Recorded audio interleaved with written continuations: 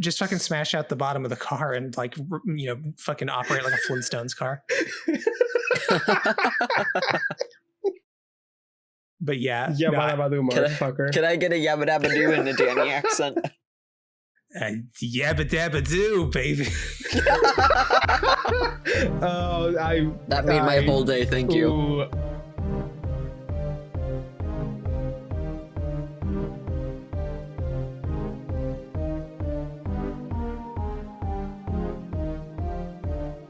Welcome to Show Some Initiative. I'm Julian, your storyteller. I'm James, and I play Jose. Hi, I'm Cookie, and I play Patrick.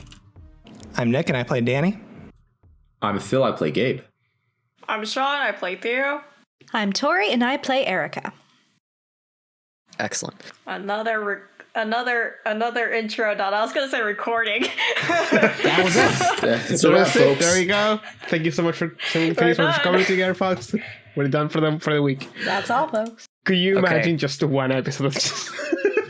That's our April Fool's Day one is. release. Yeah. It's actually great.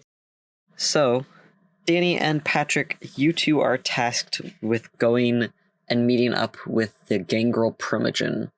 Yes. You don't fully know who that is or where you might be able to find them, but I do have a at lead. least, what's your lead? When we first got into the whole shebang, when we first got into the city, Patrick asked Tabitha for some pointers around navigating the city, and one of the contacts she gave him was a Gangrel that's like established in the city. Very nice. Good foreplanning. Yes. I knew all along since episode 1. We're part of a master plan. The whole time. I was all The planned, whole baby. Completely on purpose. Mm-hmm. So first off, I want to address something. How awkward is it in the car between you two right now? Because you two, I think this is the first time we've seen each other. You alone, at least. No. Wasn't during a chase scene where you actually had time to stop and converse with each other.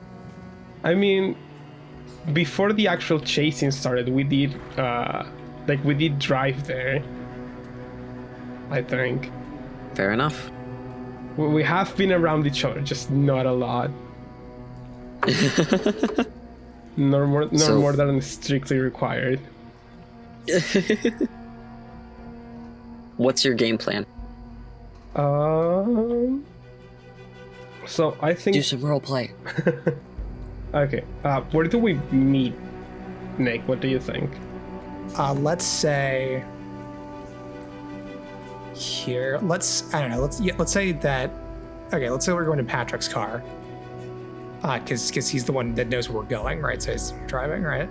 So let's say Patrick like picks up Danny from his apartment, and that's where we meet. Okay. Yeah. Actually, no, you would have to do that because fucking Danny's tires are still fucking slashed. Oh, right. Now his tires slashed because brakes are cut, which is even worse. Yeah, I can't even take the time to go to the AutoZone and fix them yourself. SMH my head. It's been like a day. SMH my head. And I just hear excuses staying. You get into that car and you fucking hold that brake line yourself. You're not a bitch. Pick yourself up by your bootstraps.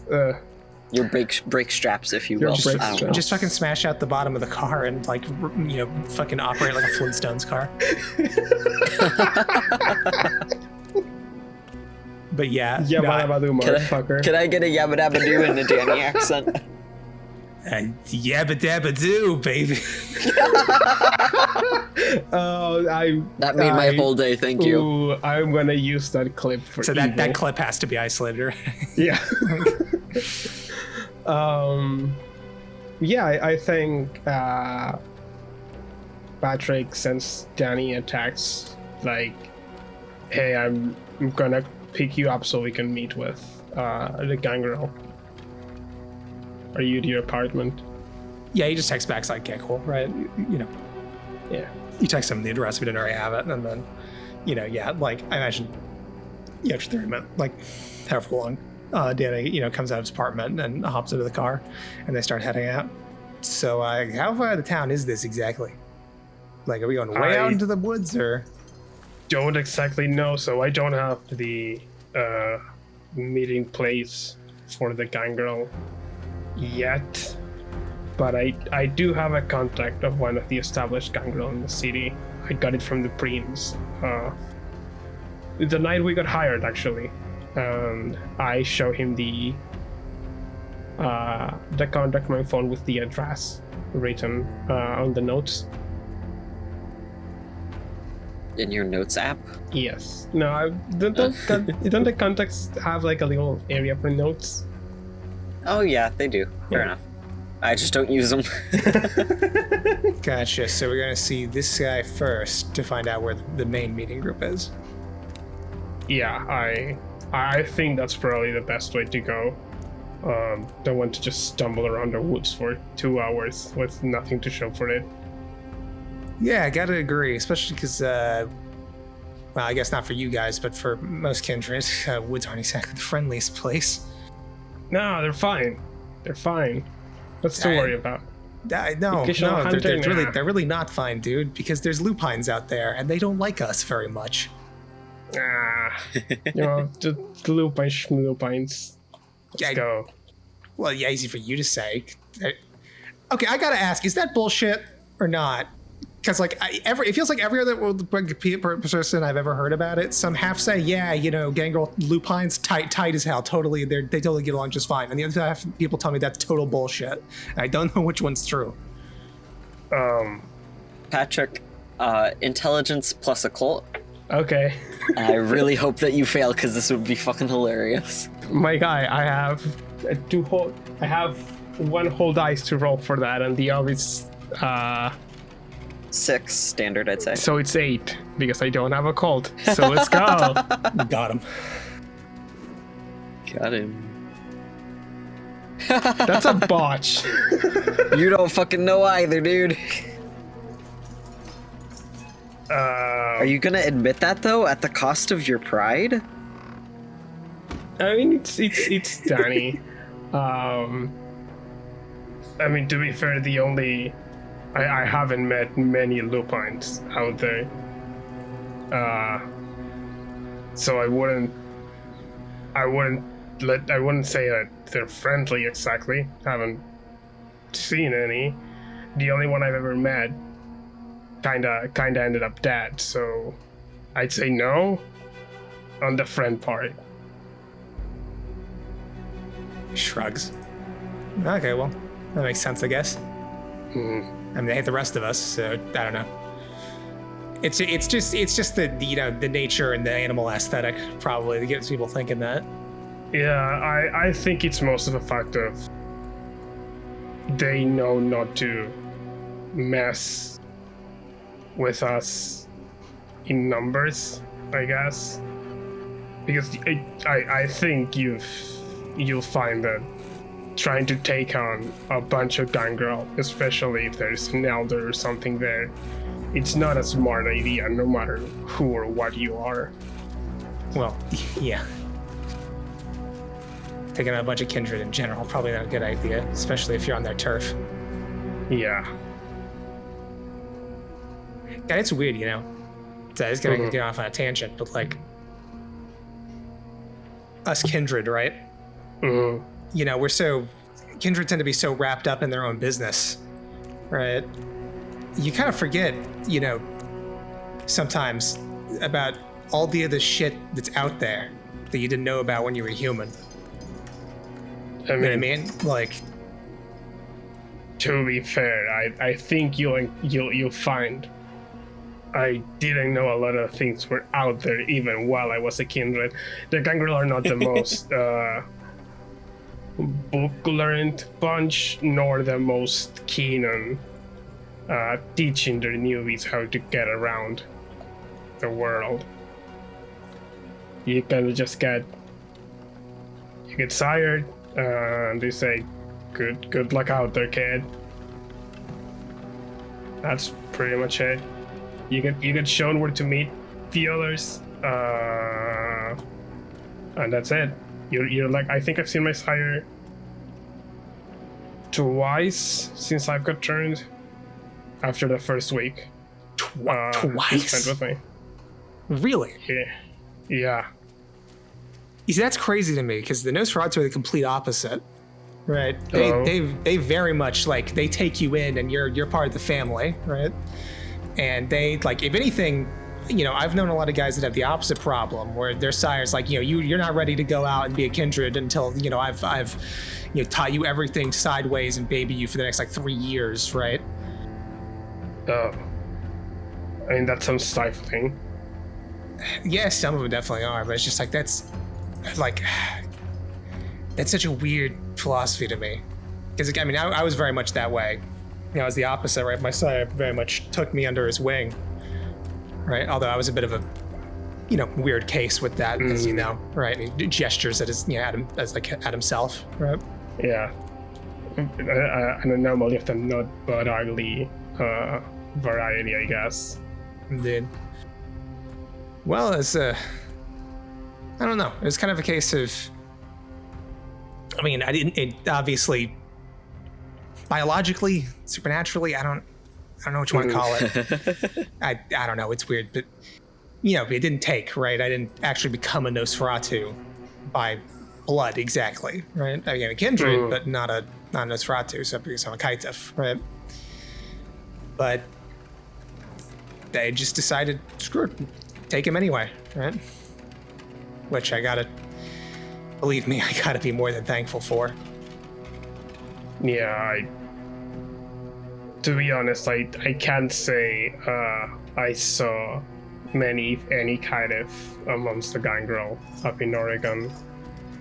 It gave me the impression that most of them did not make it.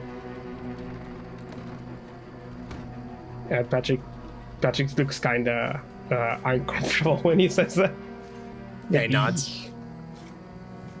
A lot don't. Mm-hmm. I mean, hell, you know, a lot of Kaitef basically get thrown out, right?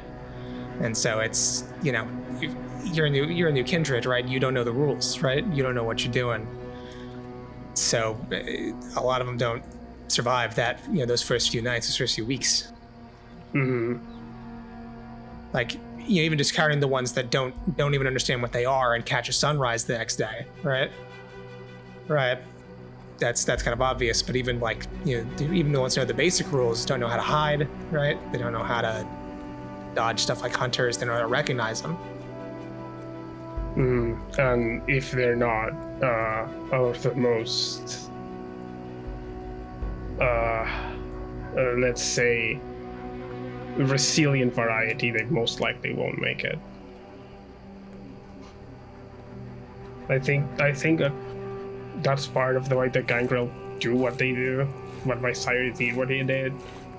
It's more of a sink or swim thing.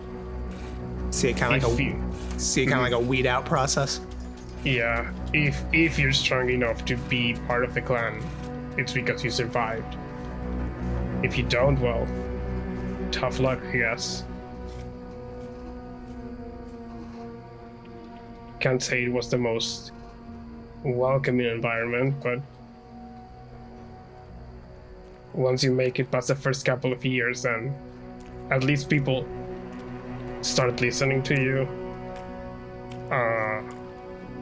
based on what you've done, not on how old you are, which was refreshing. Yeah, he nods. And he kind of reads on. That's fair.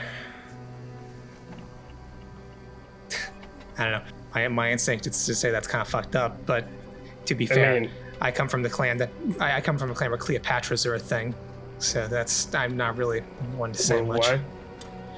What? Do that? Okay, so yeah, every clan's got the fucked up aspects. That I'm first to admit. Cleopatras are a thing among the Nosferatu. It's basically like the Egyptian lady. Yeah, you know, famously renowned for her beauty, right? Well, what a Cleopatra is when a Nosferatu, right, will see a mortal that is two things. A, exceptionally pretty, right? And theoretically, B, very arrogant about it, right? Or arrogant towards other people, right? And what that Nosferatu then does is embraces them specifically to ruin their appearance. And the idea is it's supposed to be like a, punishment. It's supposed to be like a comeuppance or like a moral abject lesson, right?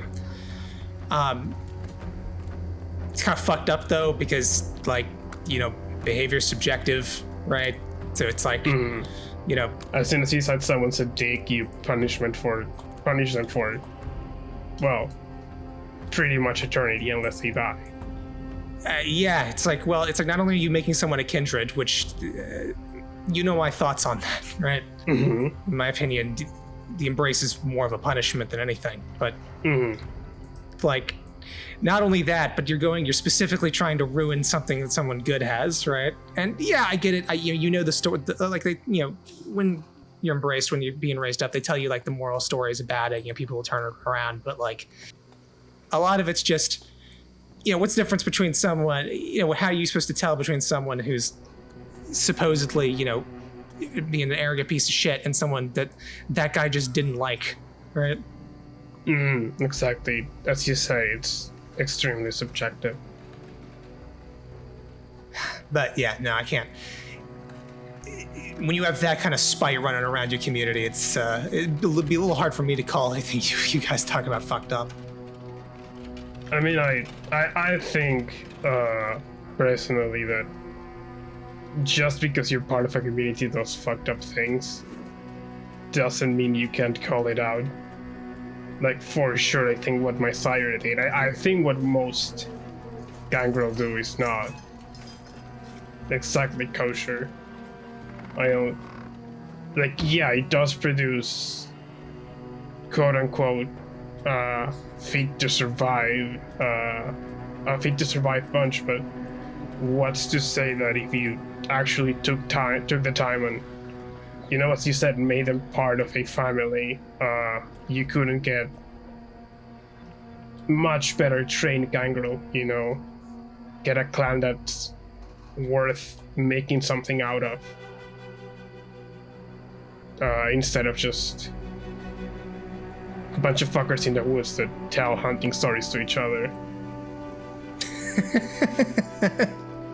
Well, shit, that's one way to talk about it. But yeah, no, I mean, that's fair. Honestly, I think, like, people shit talk him a lot, right? And with good reason, mind you, right? But I think deadass 50% of the reason the Ventru do so well at the top is because they spend so much time on their children. Right, like, yeah, Ventru embraces a child. That's like a 5-year investment. They teach them everything, right? And anything that child does reflects on the sire, like, immediately. Like, for all the stupid shit about him, right? And believe me, there was a lot, but I feel like that's half the reason they do so well. They invest in it. They invest in their like lower generations. Yeah, I mean, it makes sense if you have. I think kindred can do a lot more if they're properly trained. Well, speaking of that mentality, though, at least we ain't in the fucking Sabbat. That's that's pretty cool. Getting mugged by a homeless man, and then now you're a vampire. Isn't probably the best way to enter the life. Or being the homeless man that gets mugged and then told, all right, great, you're a vampire. Go smack the shit out of that guy or I'm going to kill you. Along with 16 of your buddies who you're now all blood bonded with, even though you met them yesterday. God, that... Is that what they do? I heard that they were, a bunch of rabble. Mass embraces, man. That's what they do. They literally, a lot of times, they'll literally gather homeless people, right? by like a few dozen, embrace all of them, and then use them as a wave attack. And that's a lot of times they don't even understand what they are. They basically just says, go beat the shit out of these guys or we'll kill you. Fuck. And then whoever survives the shock attack, which often is none of them, is part of the Sabbat. And yeah, the blood bond thing, that's also a thing. It's called Valdery. That was it. It's basically, they organize a Sabbat in packs, like 5 to 6, right? And they have them all blood bond with each other, so that they are literally, like they have them all blood bond to each other, so that they're bonded, right? Which, I mean, I get why they do it. It's basically the only way the Sabbat can work, because the Sabbat's whole ideology is literally about, never cooperating, always being a predator. So if the only way they can get shit done is by splitting into units that are physically incapable of betraying each other. For that reason, and to be fair, this is what I've heard, but I've heard for that reason that higher ranking Sabbat members basically always do so because all their other Valdery members are dead. Yeah, can't have sharing at the top level, huh? Classic bullshit. Well, on that cheerful note, I think we're here. And Patrick starts slowing down the car. Now, Julian, I know jack shit. I know jack shit of this person. I only know Tabitha gave me the contact information. You look down at your phone, looking for this contact information, double checking the place you're supposed to be. You are looking for a Gavin Green. Gavin Green? And the place you are at is Greene, by the way, for the last name. And the place you are currently at is at the entryway of a park in Houston that's known for its trails and other walking spots. At the front, you see a nice little playground for the kiddies. Then further back, soccer and football fields. And then even further back, the entryway to the forest, where you can probably assume this Gangrel will be. All right. We're here. We're looking for a Gavin Green. Should be up ahead in the trails. All right, well, let's look him up. And yeah, gets out of the car and closes the door behind him. And he gestures to Patrick. Lead the way, I guess. Patrick nods and starts walking in. We're looking for Mr. Green, Julian. Yes, you are. May I please have wits and... There's no tracking in this one, right? No, survival, I think, is one of the things. Yeah, survive. Wits and survival, please. Okay.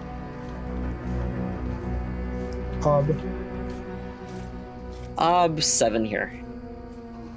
Okay. And Danny, if you'd care to help, I would allow you. That is 2 successes. Do you want me to roll separately? Yes, please.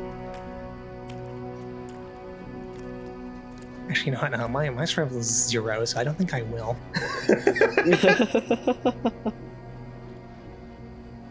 Okay, with a 2, you enter into the walking trails, and it takes some time, but eventually you kind of pick up on some hints of a Gangrel, like paw prints that kind of stop and turn into human ones. Little signs of, trees being climbed recently, things like that. Well, he's got lots of enrichment, that's good. Do you try to, call for him or anything? What are you doing specifically? Are you trying to hunt him down quietly, or are you just straight up like, Gavin? I think, and this is based on Patrick's albeit limited experience, Gangrels do have a pretty good layout of their fucking territory. So the way Patrick is looking for this guy is just basically he's not being stealthy at all. He's like tumbling through the underbrush, like making us. The thing is that I don't want to say making as much noise as possible because he's not like yelling or like banging things together, but he's just like not being quiet at all because he knows that the guy will most likely be will not like people just walking into his woods at night, especially a pair of kindred that are like unannounced. Fair enough. Could I please get real quick from the both of you perception plus alertness? Okay. Does hearing here help here? Yes, it does. How about vision? I would allow that as well, yes. Hell yeah, fucking perception, lads. Let's go. Let's go. What's the og? 7 here. Okay. So what? That makes it like 5. Yeah. For both of us, yeah. That is 6 successes. That is 5 success. Holy crap, you two. Yeah, so Fucking Danny and Patrick, the two most absolutely woke members of the party. Truly. with that, you two end up slowly narrowing down where this man is, and at one point end up just straight up straight up run into him. Basically, you see 2 people along the edge of the trail, kind of semi-hiding in the trees, but as you approach, you see and hear, it's not like they're lying in wait like a gangrel would do. It is 2 people talking rather heatedly about something, and I would say, Danny, you spot them, but Patrick, you're able to hear them, and you recognize one of the voices. That's Sam from the circus. Oh. That's Samantha.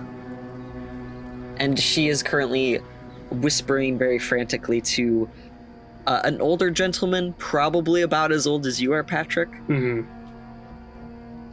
who is like looking very sternly at her and listening very intently.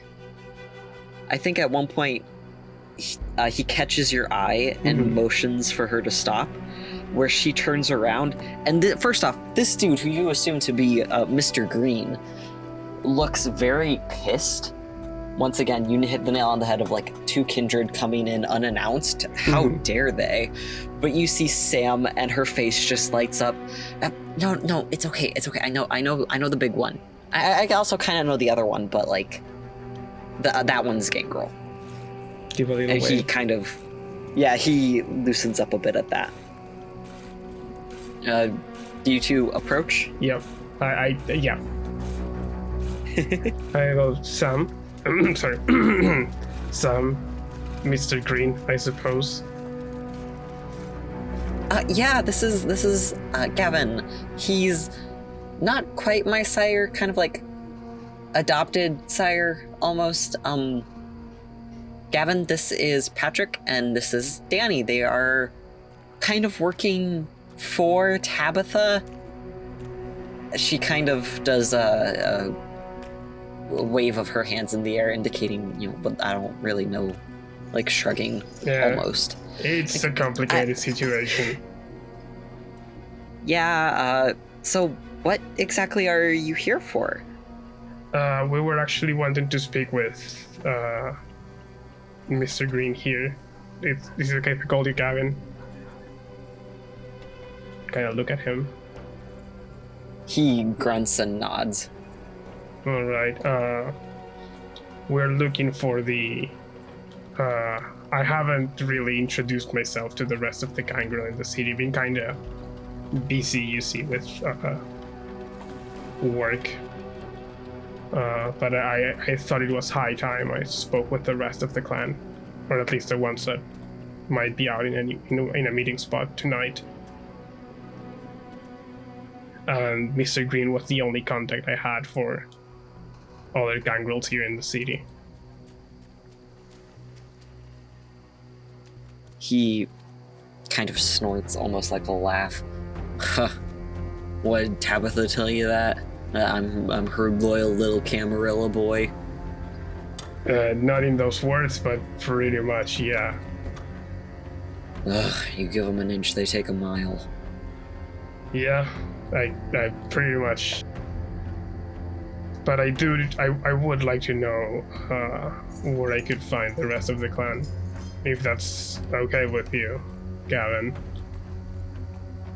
Patrick is like full on doing his best to like tower over people right now, because that like posturing is like half the way of introducing yourself to our gangrel. So Could I get a manipulation and leadership or appearance and leadership?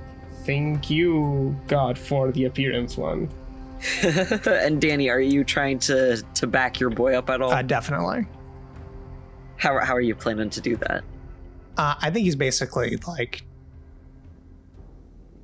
because so he's trying to basically like, I should be like, hey, I'm here to talk to the clan, right? Yeah. I'm someone important, worth fucking talking to, basically, right? Can I convince you, Julian, that it's Patrick tries to look like part of the posturing is trying to look like it's not just necessarily a leadership quality, it's fucking looking scary and tough as shit. So could I convince you that it's intimidation? Oh yeah, Okay, absolutely. Cool. What's the ob?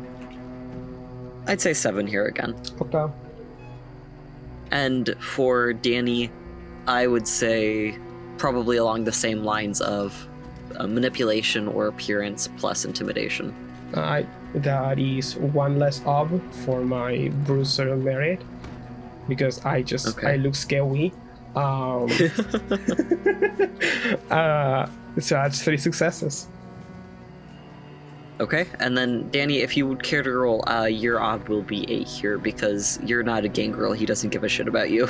Yeah. Well, so the thing about it is I don't think Danny's approach here would be trying to like share in the intimidation. I think it's kind of more a like, good cop, bad cop kind of thing. Because I think it's basically, I think basically Patrick's like, I'm hard as fuck. Show me where the fucking other gangrel are, right?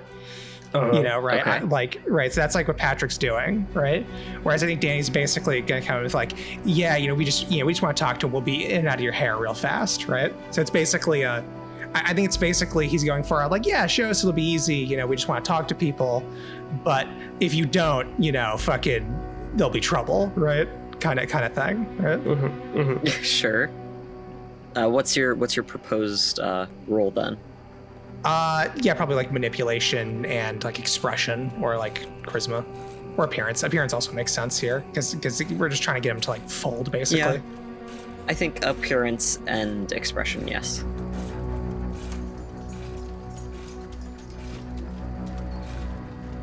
Does friendly face help me here? Yeah, I would say so, especially if you're trying to be good cop. The base ob was 8, you said? Yes. 2 successes. Damn.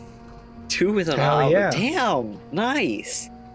Well, I guess lowers the difficulty a bit, but still. One, yeah. With that, he kind of looks at the two of you. Well, I mean, any friend of Sam's is a friend of mine, and I know it's against the traditional gangrel way of life, but I think we ought to stick together. I agree, it's not exactly the safest of times. Especially what with the whole prince issue. Anyway, everyone is currently further down into the forest. I'm more than happy to walk you there. Sam and I were just catching up before we went to talk with the others. Nice, I wouldn't mind some company walking there. Indeed. Well, it's nice that you're already going to go there. Looks like you're already halfway there. Glad to see we're all agreeing. Yeah, we'll let you finish your conversation if you want. I don't want to intrude. And I'll kind of motion to Danny to take a step back and kind of like go look at some trees while we finish the conversation. Yeah, Danny nods and kind of says, like, smiles and kind of says sarcastically, go kick rocks. Don't gotta tell me twice. And he kind of like slides back into the back towards the car. Right? I think Patrick kind of gives a little dry chuckle and follows him. Okay, with that, are you guys going to try to stealthily listen in? Oh, or 100%. Like respectfully- Patrick Oh. is moving away, but he 100. Like I've got super hearing, Julian. What do you think I'm not gonna use What the it? fuck you think I am? I respect Someone that respect respects other people's privacy. Come on. I want the goss. Let's go. the hot goss. Okay, then give me another perception plus alertness then. And Danny, would you care to listen in, or are you genuinely looking at the trees? Danny's gonna go kick rocks, as he said. Okay. What's me- the off? Wait, give me strength plus athletics to kick rocks. Fuck you. Let's go. Standard ob for Danny. For Patrick, I would say ob 7. Okay. And yes, your listening helps. Yeah, I was about to. Thank you for anticipating it. Alright, Daddy's. I'll let Danny roll his kick rock. Would you roll the kick rock, Danny? 4 successes. With 4 successes, you forget your own kindred strength and you yeet that son of a bitch through someone's windshield. Granted, it's like, what, 10 p.m. at a park? Anyone who's here is, probably maybe a little sus. Yeah, or very drunk. Or very drunk. Either way, someone's got a broken windshield and it sure as fuck isn't you. Nice. I got 7 successes to goss. To hear the hot Aren't you, goss. Mr. Nosy? Good lord. that is an obscene roll. It really is. It really is. It is. Yeah, it really is. I only got one fail. One. There aren't even any below 10s die. in there.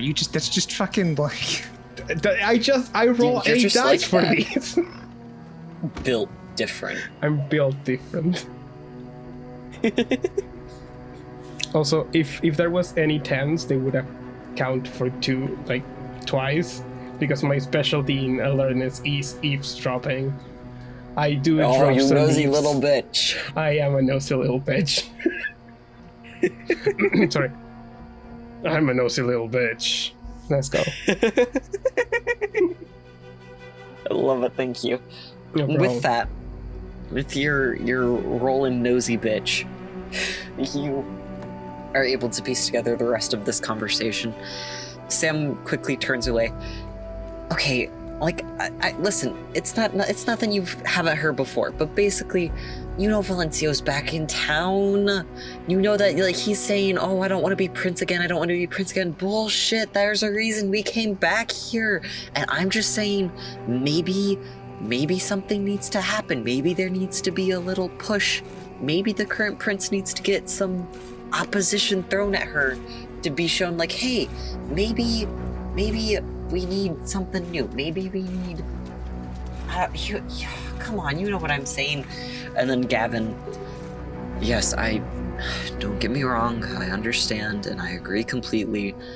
I don't like Tabitha any more than you do, but we can't just go around doing shit like that, especially when Valencio's out here saying, I don't want to be the prince, we gotta respect his wishes. You can't trust him on that. He doesn't know what he wants anymore. He is a shell of a kindred ever since Tabitha basically fucking, like, blackmailed him and threatened him out. Like, listen, you know that that's bullshit. You know that she made that shit up. She's just trying to make herself look good. Yes, but once again, we don't have an awful lot of evidence of that. I think our best course of action right now is to try to lie low and either convince Valencio that he can find a way to overcome her, or just hope that something else happens. It's not our place to get involved, especially when we're trying to be more independent from the Camarilla. Okay, listen, just think about it. I won't bring it up at the meeting unless I have your blessing or whatever. But, like, you know, you're like a dad to me. I care about your opinion a lot, and I feel like it would be worthless to not even try. Anyway, the odds that Patrick is listening are extremely high. Hi, Patrick. Hope you're doing well. Anyway, I think we gotta get going, right? with that, they start to leave, and Sam just beckons for you guys to come over. Hey, we're going. Patrick kind of like starts up and motions to Danny. Hey, Daniel, gotta move on. Yeah. Get a move on, Rock Boy. Yeah, you see Danny looking very concerned at a car on the side of the park, and then he turns and shuffles over.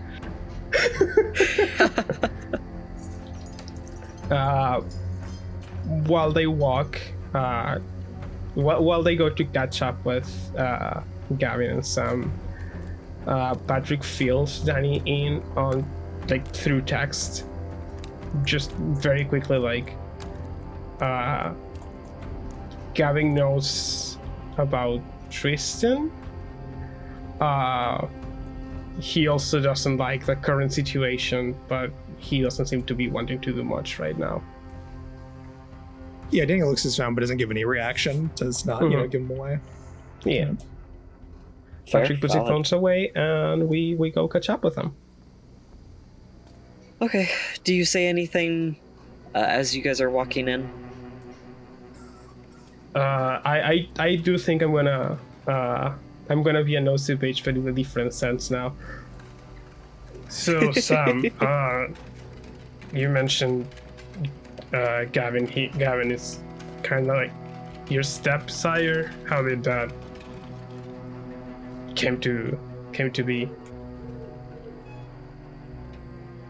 She kind of purses her lips and looks around.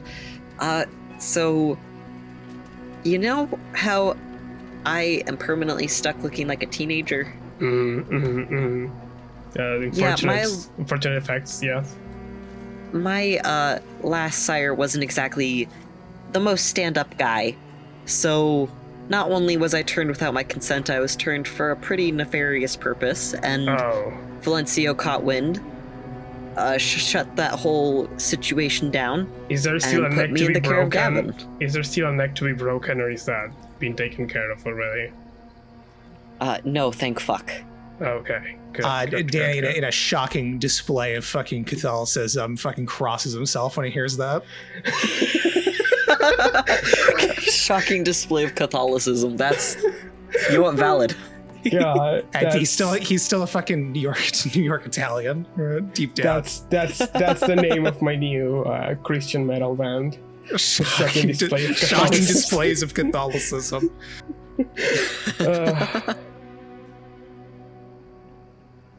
Dude, you're not the new SDC album.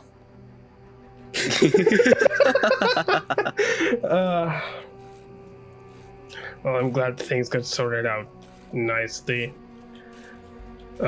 Yeah, me too. I owe a lot to both Gavin here and the previous prince. She kind of winks at you. I'm just glad that the worst is behind us. What's it like having like I'm assuming a neutral sire child relationship for a Gangrel? I can't say my sire was very much just the stay and teach things kind of time, and this is like Patrick kind of directs the question at both Sam and Gavin. Gavin starts to chuckle. Oh well. She took quite some training. Wasn't exactly like a weekend fishing with your pops, I don't think. But she's a fast learner. I did my best not to completely strand her. I think, for the most part, that whole, throw them to the wolves, pardon the pun, is rather unfounded. I did my best to help her, gave her at least the basics. No more sun, maybe some garlic. Actually, no more food. Yeah. I miss garlic bread. Please don't start. I miss garlic bread so much. Although I think we may not be the worst affected here. Kind of side-eyes Danny. Fucking Italian American guy. Gavin looks incredibly concerned. Like, what?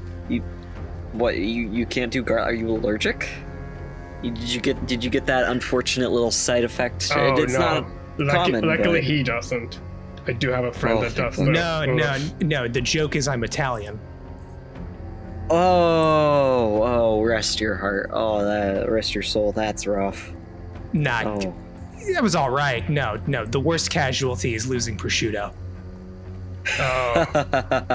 Is that like that the very salty ham? Yeah, God, I can't get into this right now. It's too emotionally affecting. Editor side note, Cookie does know what prosciutto is, and I fucking love it. But Patrick It's so said that was good. though. Oh, it's so good.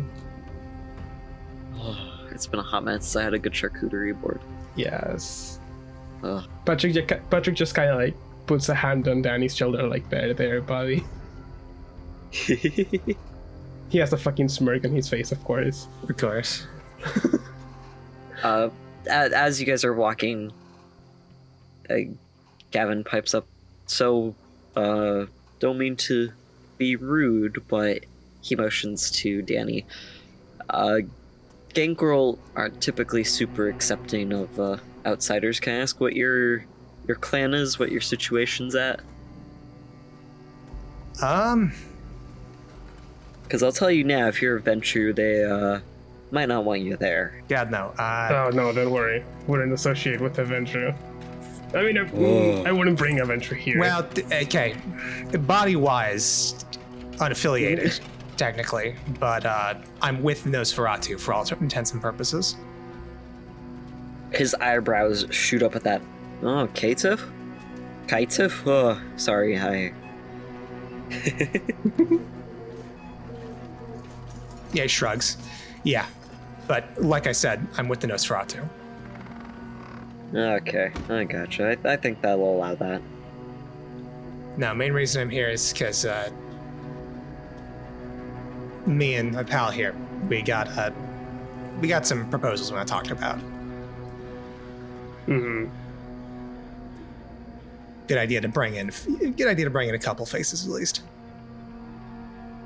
Yeah. Well, at least it'll make for an interesting evening.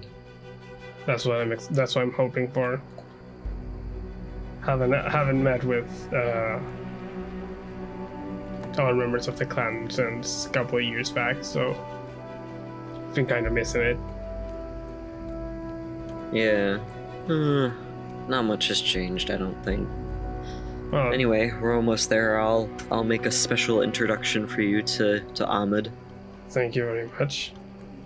Yeah, he's our Primogen. He's probably the one you're gonna want to be proposing to. And he quickly becomes flustered. Well, no, not like that. I that. don't wanna. Come on, take him out to dinner first, Yeah. at least. At least. No. Last I checked, he has a wife and some kids. I don't think he. No offense. You're both lovely gentlemen. He looks. Wait, holy! Very embarrassed. Wait, no, hold up a second. Wait a minute. He has a wife? Still? It's like his 7th. Mortal? Yeah. Okay, you see that? Yeah. I was gonna say, dudes that stay married after the embrace that's a rare thing. Yeah. I don't know. Because you gotta Maybe he just gotta likes embrace them company. too, and then that's kind of its own moral implication, and then it's rough. Oh yeah. I knew this one guy that managed it though. That was a really weird case though. Oh. Yeah, it was this guy. He's this guy. His name was Yukio. It was kind of a sad case. He was a Japanese guy. He was a businessman, right? That was in Europe, and he kind of got stranded because he got embraced and then couldn't go home because Kuwait didn't exist, right? Right. So it was rough for him because he literally couldn't go home, right? Like he'd get torn apart. So, he basically decided to, he kind of in secret managed to communicate with them. He basically had to let his family know what was up, and he ended up embracing his wife after they moved to Europe with him. Oh. Shit. Damn. As far as I know, they're still together. He moved to New York a bit after like a few decades. That's how I knew him. But all in all, it was a really weird situation. It sounds like a really weird situation, yeah. It was really weird too because he embraced his wife and they moved, but not his kids, right? So he still has like an active, like living family that he talks to in Japan, which is, just it's weird, right? I think it's bizarre. Yeah, I mean, having a living family that you talk to at all as a kindred is weird, but I mean, especially considering, Yeah. I mean, those great-grandchildren must be spoiled as fuck. Yeah, you fucking bet. Gavin is like kind of nodding, actively listening. You hear Sam under her breath, "Oh, fuck them kids, I guess. Damn."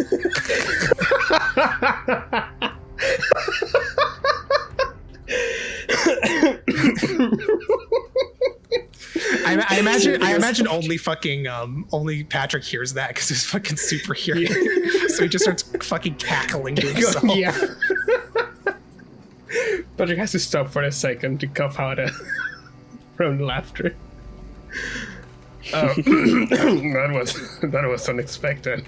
Yeah, those allergies can sneak up on you, even as a kindred, unfortunately. Yeah, allergies, and he kind of like looks at Sam. There's this Sting guy. Fuck She it, gives get you back. a sneaky little smile.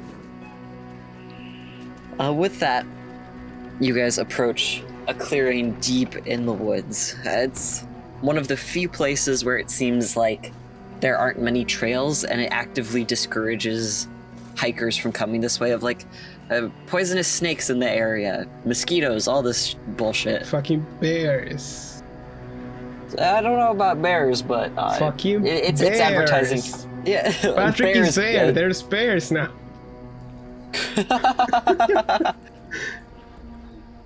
Good one, nice. Thank you. But you approach a small clearing, and inside is a small gathering, like no more than 10, I guess, which, to be fair, it's small for any other clan. That's generous for Gangrel. Yeah. Sitting around and talking, and in the middle, or I guess more or less like at the head of everyone, is who you assume to be Ahmed. Everyone is watching and like listening to him as he goes over more or less like the Gangrel agenda, and he looks up at you. "Oh, new visitors. How unexpected. Come, sit. What are your names?" Patrick steps forward, just drops into a sitting position. Goes like, Patrick. "And Patrick, what is your animal of choice?" Mountain lion. He nods very sagely. I see. And you?" Danny Rose, at your service. "And tell me, Danny, what is your animal of choice?" It kind of blinks at that, like, but like, what the fuck? But I think he fucking rolls with it and says, Pitbull. He nods. "Ah, yes, canines are man's best friend. Excellent way to infiltrate. Now, Danny, like, Patrick Danny literally has kind like, of tilts his head for a second, like, yeah, Danny definitely has like a fucking like just a look at his fucking eye, like, okay, totally what I meant. with that, Gavin pipes up, "Sir Ahmed, I don't believe Danny's actually a Gangrel. He's merely here to accompany his friend. He is with Nosferatu, though, so I believe he can be trusted." And with that, Ahmed scowls, like, does not vibe. Outsiders. Well, pray tell, why do you come here then? we have matters to discuss, Ahmed, and well, yes, Daniel is with Nosferatu. It's not like it. I will say I would trust Mr. Rose here with my life and life. He's proven a strong combatant and a loyal friend. With that, he arches his eyebrow very questioningly. Is that so, Mr. Patrick? Yes. Then prove it. Of course. He motions for the two of you to stand up. I would like to see you two spar. No holding back. I can tell when when people are not at their full potential. He motions to Patrick, are two Gangrel, and you, Mr. Danny, are as strong as Patrick says. I shall like to see who comes out on top. Not to the final death. Mm-hmm. Just a bit amuse of me. fun. All right. Just a bloody pulp. Can do. Patrick kind of cracks his neck. Yeah, Dan kind of looks like, okay, I guess we're doing this, right? Yeah, with that, almost immediately, all the other Gangrel break into formation where they quickly remove any and all things that are in the way, a folding card table that one of them brought, some chairs, clearing away some animals, shooing them off. Mm-hmm. And you guys have this pretty big sparring space. Yeah, I think you see Danny because I imagine he's basically got his his kind of his normal suit on, right? His jacket, kind of loose open shirt, right? And so yeah, you see he fucking he reaches into his jacket and pulls out the hatchet, right? And he throws it on the ground, right? And then takes out the gun, right? And puts on top of it, right? And he throws off his jacket. Right, just takes. He basically goes down to his shirt, rolls up his sleeves, right? Mm. You see Ahmed nod approvingly. Patrick discards his. In fact, I guess he probably just takes off his shirt, right? Because he likes the shirt, doesn't want to get fucking blood all over it. Yeah. Oh, fan service. Yeah, I was gonna exactly. say. Patrick will definitely make this fan service. He takes off his shirt. I mean, to be fair, Danny already ruined one of his shirts. He needs the other one. And there's a legitimate reason you take off your shirt when you fight, which is it will typically ruin the shirt. Yeah. Yeah. But he takes it off, and you can see it. I imagine it's exactly the same for Patrick. Is they both definitely have fucking scars all over, right? Yes. Right. With Danny, I think it's mainly you can see he's kind of pockmarked with some lines from knives, right? And you can see here and there there's that I don't know what you call it, but that kind of circular scar that from a gunshot, right? Mm-hmm. Where it's basically just a white circle, right? That you can see here and there on him, right? Back from when he was mortal, right?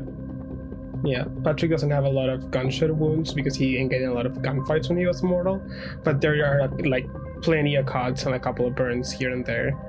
I imagine it's probably animal wound, like fucking claw marks and shit. Right? Yeah, from his hunting trips. Yeah, and there's I will say Patrick is definitely the guy that. Well, a couple of his scars are from getting into scraps. Most of them are oh, this is the one from when I grabbed the pan without the meat and sun and I burned my hand. This is from when a fishing hook got stuck in my back when I didn't cast properly. This is when I tripped and I fell into my on top of a knife. This is when I'm just 100% most of his scars are him just being a fucking dweebus. But valid, yeah. Everyone doesn't need to know that, so it's fine. Yeah. All right. Are they gonna count? Is someone gonna count us down or anything, or just fucking go? Just say. Since you two are fighting each other, you make your own rolls, and for the most part, the ob will just be standard, unless you're trying to do something really tricky. Mm-hmm. Just basically. Say I would like to roll X, and I'll say ob 6. Okay. So, you two are currently, I guess, just kind of doing that thing, circling around each other, waiting to see who's going to go first. Maybe How about you roll for this then? Roll initiative. Okay. What do we roll for initiative, Julian? Dex plus wits plus celerity if you have any. Okay, it's 4 plus 5 plus 2. That's 11. Jesus Christ. Is there any off? Yeah, believe it or not, Patrick's built for fighting. I think it's up 6 standard. Patrick is built different. I rolled like shit. Truly. There we go. That's 10 successes. Oh, yeah, no joke. No, sorry, not 10 successes. 4 Wait, successes. hold on, I had Yeah, one. Yeah, 4. I did have. Yeah, hold up. I had one more die there. Well, not that, Okay, not that it go would for it. matter, but just for posterity's sake. Yeah. I did. Yay! Yay. So you got 2. Cookie got 4. Yeah. So, Okay, so Cookie, Patrick, what is your opening move? Patrick will just fucking roar and charge Danny. He's gonna try and basically pick him up and judo flip him over him. Like fucking drive him to the ground. Okay, and what's your proposed roll for that? Uh, I assume most of this is going to be like Brawl. strength plus, strength Yeah. and brawl. Maybe some vampire bullshit every now and again. yeah, right now I'm just going with strength plus brawl. Nick, how does fortitude work? No, not fortitude. Wait, I don't have potence, right? So I don't have to. You don't have potence? Nah. Really? Who needs potence? We have 5 strength and like 5 points in brawl. I mean, fair, but fucking I have potence. I was fucking, Yeah. Whack. I have fortitude and celerity. That's all I need. Fair. And fucking Protean, although to be fair, you're Yeah. not using Protean because you don't want to actually tear me in half. Mm-hmm. Fake friend. Yeah. Yeah, so that will be strength and brawl for me. Okay, up 6. Jesus Christ, just realizing the fact that Patrick's been this much of an absolute unit without any fucking supernatural enhancement. It's horrifying. That's 3 successes. Okay. Only.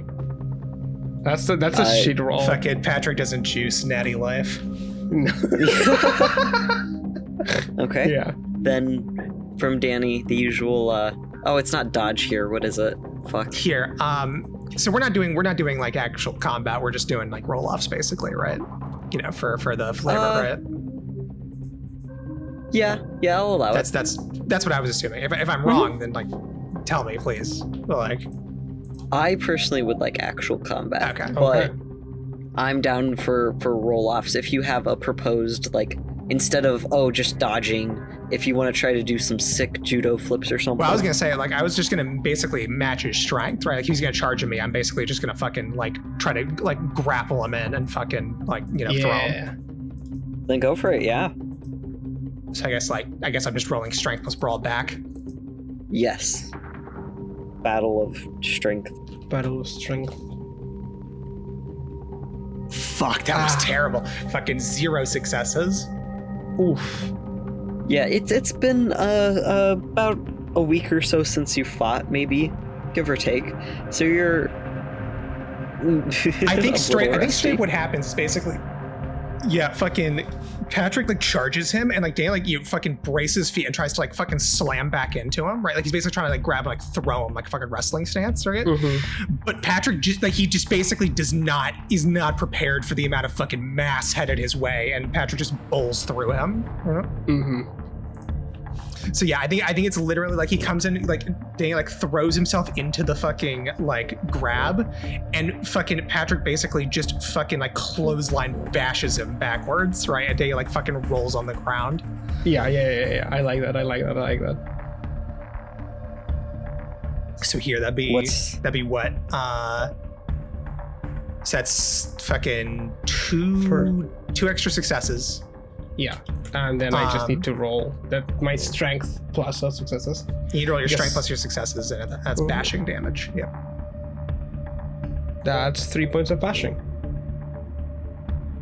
All right, so that is halved because we're vampires. Mm-hmm. All right, which still is bruised because that's still one, but it's not taking any effect. But yeah, so it's literally like he just fucking catapults Danny into the fucking dirt, right? Mm-hmm.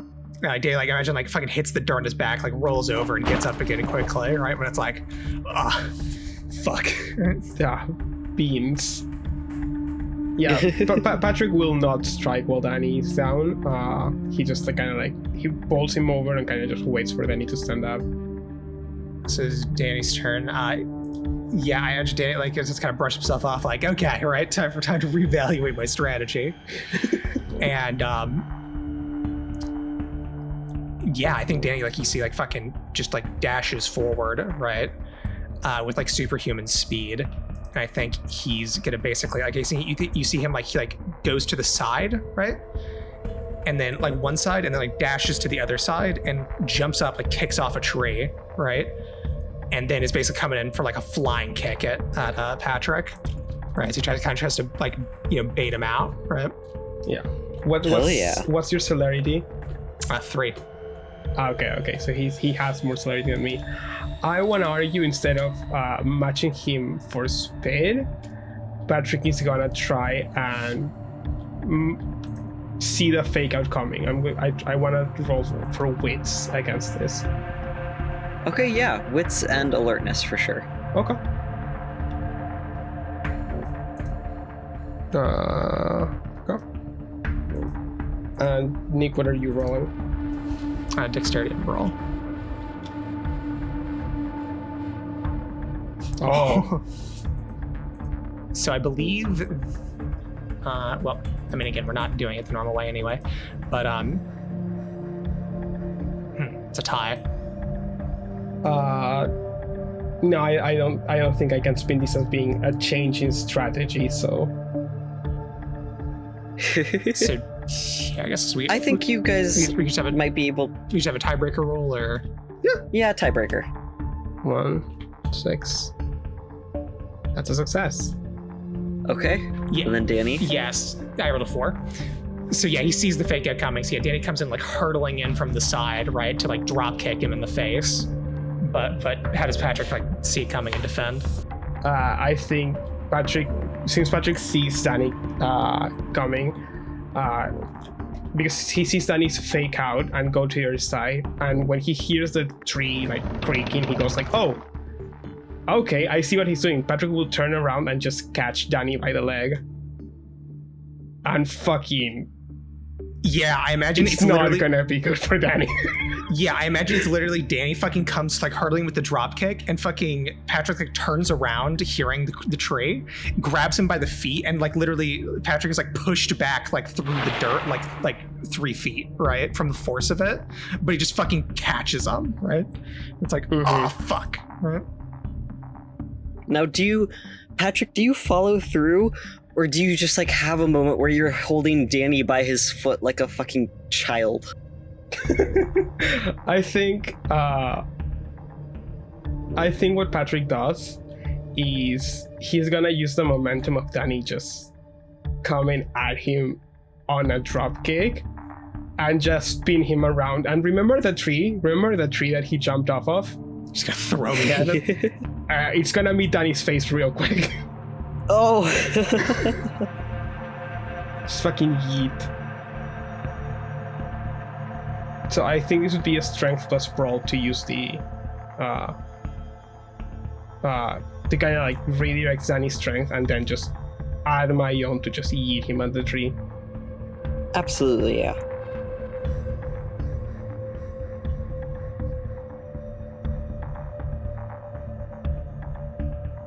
That's 5 successes. Oh. So how do we want to try to do damage here? also technically it's 6 successes because my strength visualization vicious, which is specifically for doing attacks that do damage. Okay. But I think like Danny, do you try to, you know, you do have the moment where you're caught by the leg and go like, uh-oh. How does Danny react? Because I think it's cool if Danny gets to react. Yes, I mean, I think he's basically just trying to stop that, right? So I think what he's gonna do, he's basically just gonna like he's gonna basically try to like lean up and grab him around the waist, right? Okay. And basically try to basically he's been grabbed. Basically, he's gonna like lean into the grapple and try to knock you down instead. Okay. So I guess opposing strength plus strength and brawl. Yeah, the usual. The usual. Yeah, I do want him to, let's see. Do want him to succeed on this. So I will spend some blood. I will spend 2 blood points. Mhm. And I will turn my 2 potence dice into 2 successes. Nice. Okay. So that's 6 successes. Aha. So 6 and 6. Another tiebreaker roll. Got him. You guys are really well matched. Yeah, Damn. we're both I know very that- well I built know for that- combat. You Well, guys both matched. purposefully. I'd say like 70-30, but I'm hanging in there. Listen, you take the 30% from me and the 30% from what's that meme? Oh, I fucking love that meme. I don't know, Julian. I wish I did. What? Like, I don't know which meme you're talking about. Is the thing. It's the wrestling guy talking about like very very impassioned about like you typically only have a 50-50 No, chance I when know. wrestling me, but it's No, I tell you, it's the What fucking. is it? What is it? It's the fucking Oh God, what's his name? I don't remember his name, but I know exactly the fucking speech. But it's like, look, normally you find another wrestler, you got a 50-50 chance of winning. But me, Here we I'm go. a genetic I just freak, Googled. and I'm not normal. So you got a 25% chance at best at beat me. And then you I'll add put Kurt this, Angle to the mix. Your chances of winning drastic go down. Okay. It's, I am looking at that. Look, all I am saying is that fucking Patrick is in fact a genetic freak and he's not normal, right? he's a genetic freak and he's not normal. All right, here. F. I would like to say I think I said it wrong because Vicious, what he does is it helps me on the damage, not on the attack. So I only have 5 successes. So, Oh, so I win okay, anyway. Danny would win then. so yeah, this Yeah. is a big win. Yeah, so I think it's literally right. Is you fucking you grab him by the feet. He's like, oh fuck, right? As you're like twisting him around once to throw, right? Mm-hmm. Right, but I think as you do, like you're not expecting him to actually have enough strength to fucking like basically do a sit up in the air, right? As you're fucking throwing him with like fucking maximum torque. Yeah. And yeah, he basically comes in, like twists his leg, comes in and fucking like grabs around the waist, right? Mhm. And with all his might, he basically, or actually no, you know what? It's not around the waist. I think it's basically like as you like twist him, right? Uh-huh. He basically goes in and he grabs you by the waist, manages to rip his legs out and like throw the momentum out, right?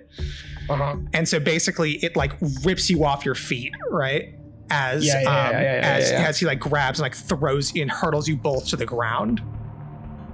Yeah, baby. All right, Okay. Danny's turn. He's gonna try to take advantage of this and fucking like, fucking slam him. Attacking a man when he's down, how dishonorable. We're both down. We're both we're both I dishonorable. love that, thank you.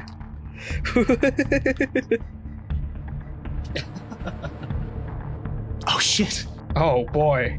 Holy crap. I don't think I'm gonna get out of this one, Chief. How you gonna try?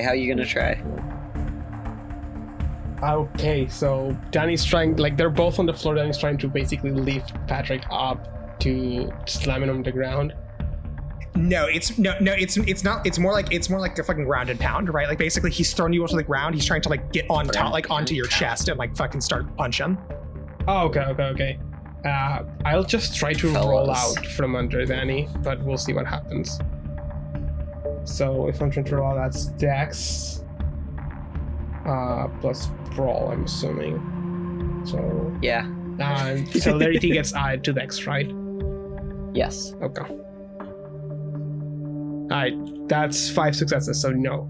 Because Danny Nope. got fucking 7. The man That's last. That with damage. 2 extra dice, then that's 4 strength. All right, 2 successes. So we're not doing Which so, is like I said, because we're doing these rolls down damage, instead. yeah. So just halved, so 1, right? So same as you did before to me, but did to me Yeah. before, right? So Danny is basically pinning Patrick down and beating him, right? Yeah, right. It's basically, yeah. So like I said, like he throws them both to the ground, and like as Patrick tries to roll up, Danny like fucking throws himself to where he's sitting on his chest and just starts like fucking bashing him in the face, like punching the shit out of them in the face, right? And it's literally like it's definitely a case of, again, because they're kindred, right? They like with fists, they're really hard damaging each other, right? It's like these punches are fucking like cracking out, right, from the force of them, right? Yeah. But Patrick isn't really taking that much damage, right? But still, I think you can see like like a cut, it like cuts his forehead, right? Yeah, and, like smashes in his cheek a bit, right? Yeah. So yes, he just like fucking like smashes him with his fists. Yeah. If not for the fact that fucking Patrick is a kindred and also Patrick, these punches would basically be fucking Omni-Man on the fucking mountainside, right? Yeah. Oh, hell yeah. Right? Like, it's just fucking Patrick's such an absolute unit. I think Patrick is gonna bank on Danny knowing how to pin down a person, but not knowing how to pin down a mountain lion. Let's go! Okay, how do you do your turning into animal shtick? I need to spend some blood. Give me a moment. There we go. Shape of the beast. Isn't that Guillermo del Toro movie? Yes. It's just spent a blood point to start the transformation. It will take some time, but it is starting. I was gonna say, I am banking that the damage Danny can do while Patrick is transforming is not enough to, like, it'll offset it. But yeah, he's basically, I'm gonna spend a blood point, and while he's transforming, he's gonna try and actually, no. I know what I'm gonna do. Let me check the system.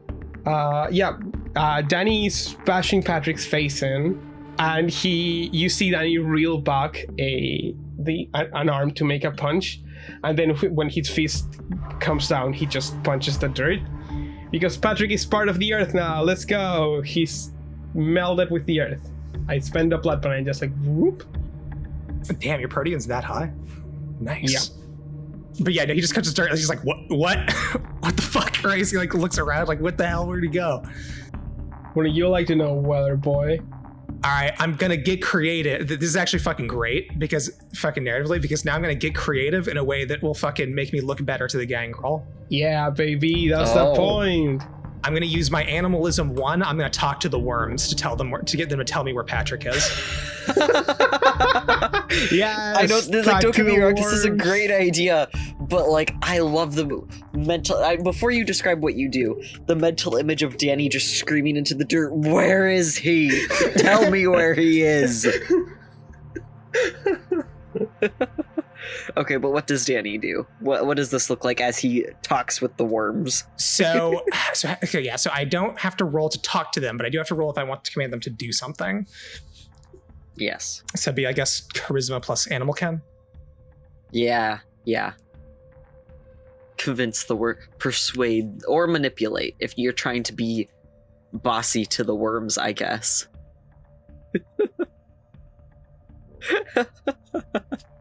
Bossing worms around. Oh my gosh, I love that mental image. Thank you. Worm boss.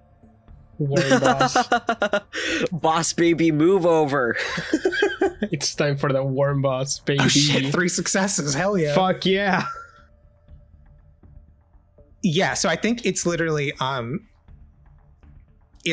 I don't think animalism has any specific thing that like it looks like when you activate it, right? But I think it's I do think one thing the book specifies that I believe we have completely thrown out the window, like even from when we played before the podcast, was animalism is like, oh, you have to speak in the animal's language, but I don't think worms have any language, so I think we should wave that away. Like if you're talking with a cat, you gotta like meow. Well, actually, no. I think that works for worms. I'll tell you what he does. Right? Is he literally? Hell yeah. As he like Danny literally drops to all fours. Right? Puts his ear to the ground and starts like rhythmically tapping the ground. Right? I like that. I thought you were gonna say it starts fiddling. Starts wiggling. Fiddling.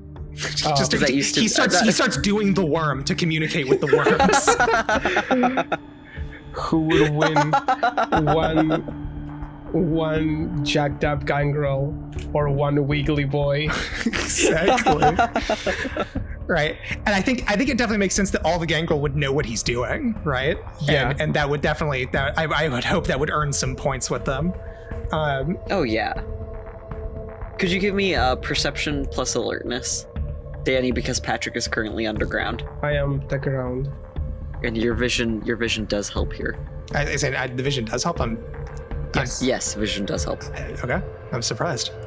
In Well, rewards. no, this is yeah. For something. This is not for. Got it. This is not for. Well, I guess the Patrick. animal No, Ken was already we'll get to rolling that. to figure out where he Yeah. is, but yeah. Yes. 3 successes. With your 3, you look over and you do see the younger, or those who you assume to be younger Gangrel look a little confused, but like the elders and or the older ones and Ahmed seem to be like nodding and staring like very excitedly. With your successes in Animal Ken, gosh, what does it even sound like? Like the worms are wiggling almost. Like you hear their squelching and squishing as they, ironically enough, do the wave of like, it's a pulse to where Patrick is. Like I imagine they basically start following him, and I can hear like where the fucking where they are, right? Yes. Basically, right? Yeah. All right, so I can at exactly. least kind of track him now, but it is Patrick's turn. Yes. How fast are the turns? Because I am used to the other system that shall not be mentioned, where each turn takes 6 seconds. I think it's about the same. Okay, Yeah, so I don't think the amount of time is specified in Vampire. Yeah, it's seconds. Okay. Like it's not going to take like a minute for anything to happen. for the most part. Okay. Because I don't want to like, and then I spend 3 turns doing something in which everyone just sits and waits for 2 minutes. Would you allow me, Julian?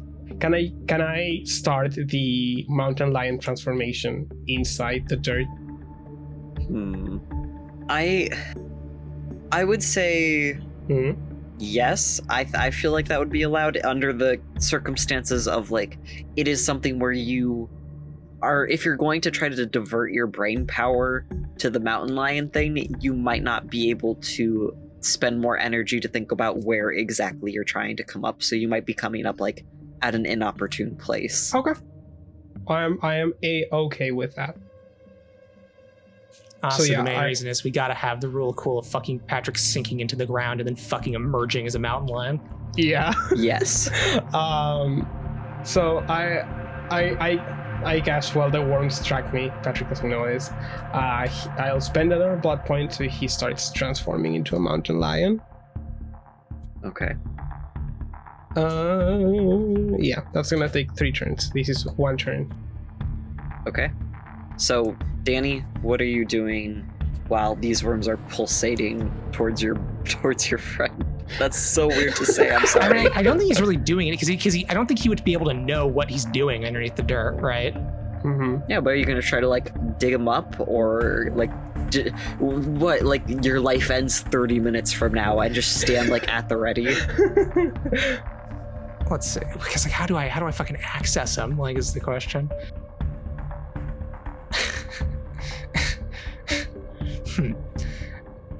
Well, I have an idea of what he might do, but I don't know if he would see this if the gang would see this favorably or unfavorably. Oh wow. Do whatever the fuck you want. Yeah, fuck it, why not? So like, it's not like it's going to be any more effective than a punch anyway. Yeah, so I imagine Danny like is listening for where he is, right? He looks up at the elder, right? Ahmed was his name, right? Yes. And he looks at him and he says, "You said you wanted no holding back, right?" He nods.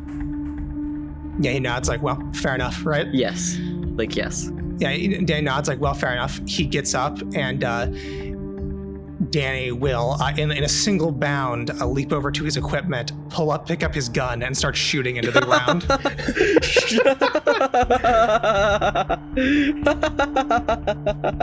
He said he wanted no holding back, so I want to fucking prove to him I'm an honest man. Fuck them worms. So yeah, he's so basically listen. Like I imagine it's literally he fucking grabs the gun, like fucking hits the dirt again to listen, and then fucking when he figures out, well, he hears where he is, he just fucking puts his gun up there as high as he can and blasts into the dirt. Okay, I love this. Can we say that these happened like on the third turn? So literally, you emerge from the fucking ground as I'm blasting at you. Fuck yeah! Because the thing is, when Yes. like any attempts at violence make it so like they interrupt the earth melt, and there's just like a shower of dirt and pebbles as Patrick gets expelled from the earth as a fucking mountain lion charges at Danny. All right, hell yeah. So I guess here, let me roll my shot first then. Yeah. Yeah. Dex and firearms standard. And yeah, it would make sense for it to be on 13 anyway, because I assumed like mechanically I would take a turn to get my equipment, right? Mm-hmm. Oh yeah, And then fucking, absolutely. So yeah. Oh my god, it's terrible. Damn. Shit hurted. Shit hurted. Okay, and then I think Patrick, for you to make your grand appearance, if you really wanna like fucking impress some people, I think personally appearance and performance would help wow the crowd. Okay. You're like, wow, flashbacks to the circus. Yeah. It's like, come on, kid. The one-time training on the job pays for something.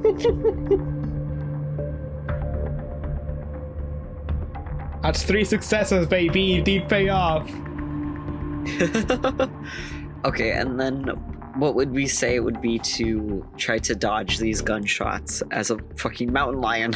I mean, honestly, Probably just be a soak, right? If he's like emerging I out just of there. fucking take him. Yeah. So yeah, just Hell yeah. just roll soak. Give me your grand entrance then, Patrick.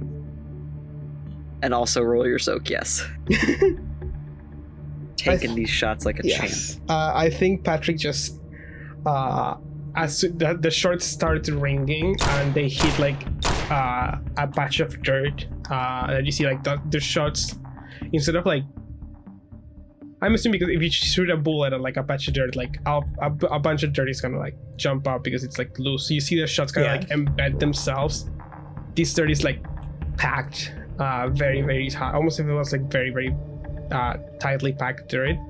And as soon as the first couple of shots come in, they just like the ground there explodes outwards, showering like Danny and a couple of the Gangrel that like straight too close to the circle in dirt, and a mountain lion leaps off the ground. You see a couple of shots from Danny just fully hit Catrick on the head and shoulders, knees and toes. Sorry. And he's just gonna like leap straight for, like he's gonna leap straight over Danny and kind of like pace behind him, kind of like sizing him up. And he's like, Catrick starts like growling with that very like low bass growl that big cats do, that you can feel like in your bones. Yeah, I imagine it's literally he fucking leaps out, right? And you can see, you're fucking lineline for it. So you got your claws, so you deal fucking aggravated damage now, right? Yeah. Right? Yeah, so I imagine so you see fucking, like, the violence has escalated, okay? Right? Mm-hmm. Like, it's literally that meme, right? Yes. And so I think, you see fucking, like, your fucking mountain lion form, and fucking Danny is on the other end with his gun in one hand and his axe in the other, right? Yeah. Also, And that's I think successes he towards literally, silk. I think Danny looks around, he chuckles, right? And he says, all right, glad to see we're on the same page.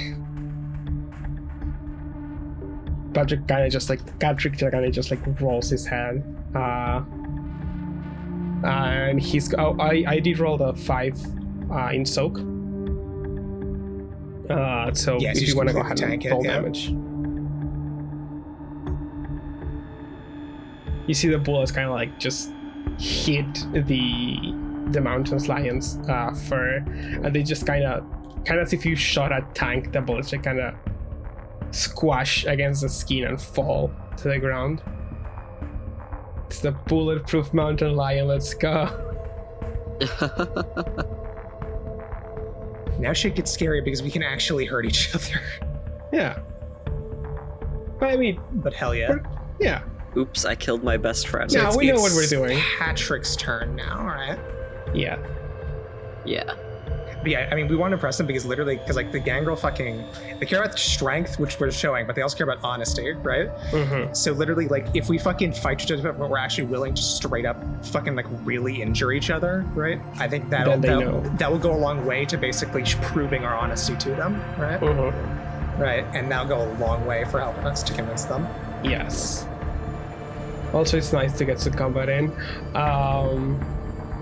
Yeah, I'm not gonna lie, when you two were like, oh yes, we are the most combat ready, we'll go to the Gangrel, I was like, oh hell yeah. Okay, Patrick is just like, after sizing Danny up for a second, like he sees the hatchet and the gun and kind of like nods to Danny to like also like, yeah, we're on the same page, let's go. He's going to do a leaping attack at Danny, trying to claw at him. So that would be, I'm assuming brawl, because Still brawl, yeah. I don't have a sword yet. Yeah, steal it from Jose.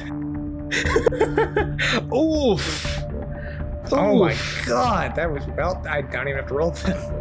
Oh, physically painful. Physically painful. Those 3 ones Three fucking for ones, the good full lord. failure. All right, well, Yeah, here. I think. I'm gonna go ahead and attack back immediately, and I think that'll be Yeah. part of the description. Yeah. Yeah. Melee is actually better than my brawl. Mm-hmm. That's what I assumed. That's why I also wanted you to pick the axe. I wanted Danny at his full potential. In his final form. 3 successes. Let's go. Okay. Yeah, I'm just gonna fucking take that. You know, fucking, Fails. I'll spend a willpower and make that 4. Fuck yeah. Oh. Gotta go all in. That's our plan. Yeah. Yeah, damn. That's no joke. roll your defense. No, I mean, I think my action was that failed leap. To be honest.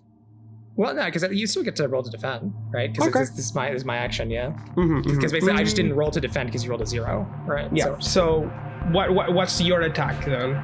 So basically, what the like when I'm thinking of this like flavor wise is basically you leap in and Danny ducks under and like fucking just hacks at the underbelly, right? Okay. Good thing you're kindred. Good thing we're kindred. Exactly. You just put those bad boys back in if they fucking fall out.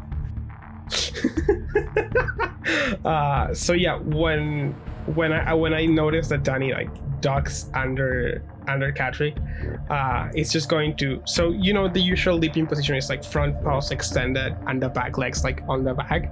He's gonna bring in the back legs forward to at least try to kind of like kick at Danny as he goes past over his head. So if Danny tries to like axe him in the stomach, Patrick's just gonna like, basically kick at him. Okay. So that'd be, I'd say, strength or dex plus brawl. Julian, what do you think? I think Dex, because you're kind of doing all the shit in midair. Mm-hmm. Okay. Not up 10, up 6. With the willpower, I get it. I have a specialization in dexterity for lightning reflexes. Does Yeah, that apply? that counts. So that well, is 4 actually- successes. Well, actually, no, I'm 1 success above 2 because I have a specialization in axe. For Aha! melee.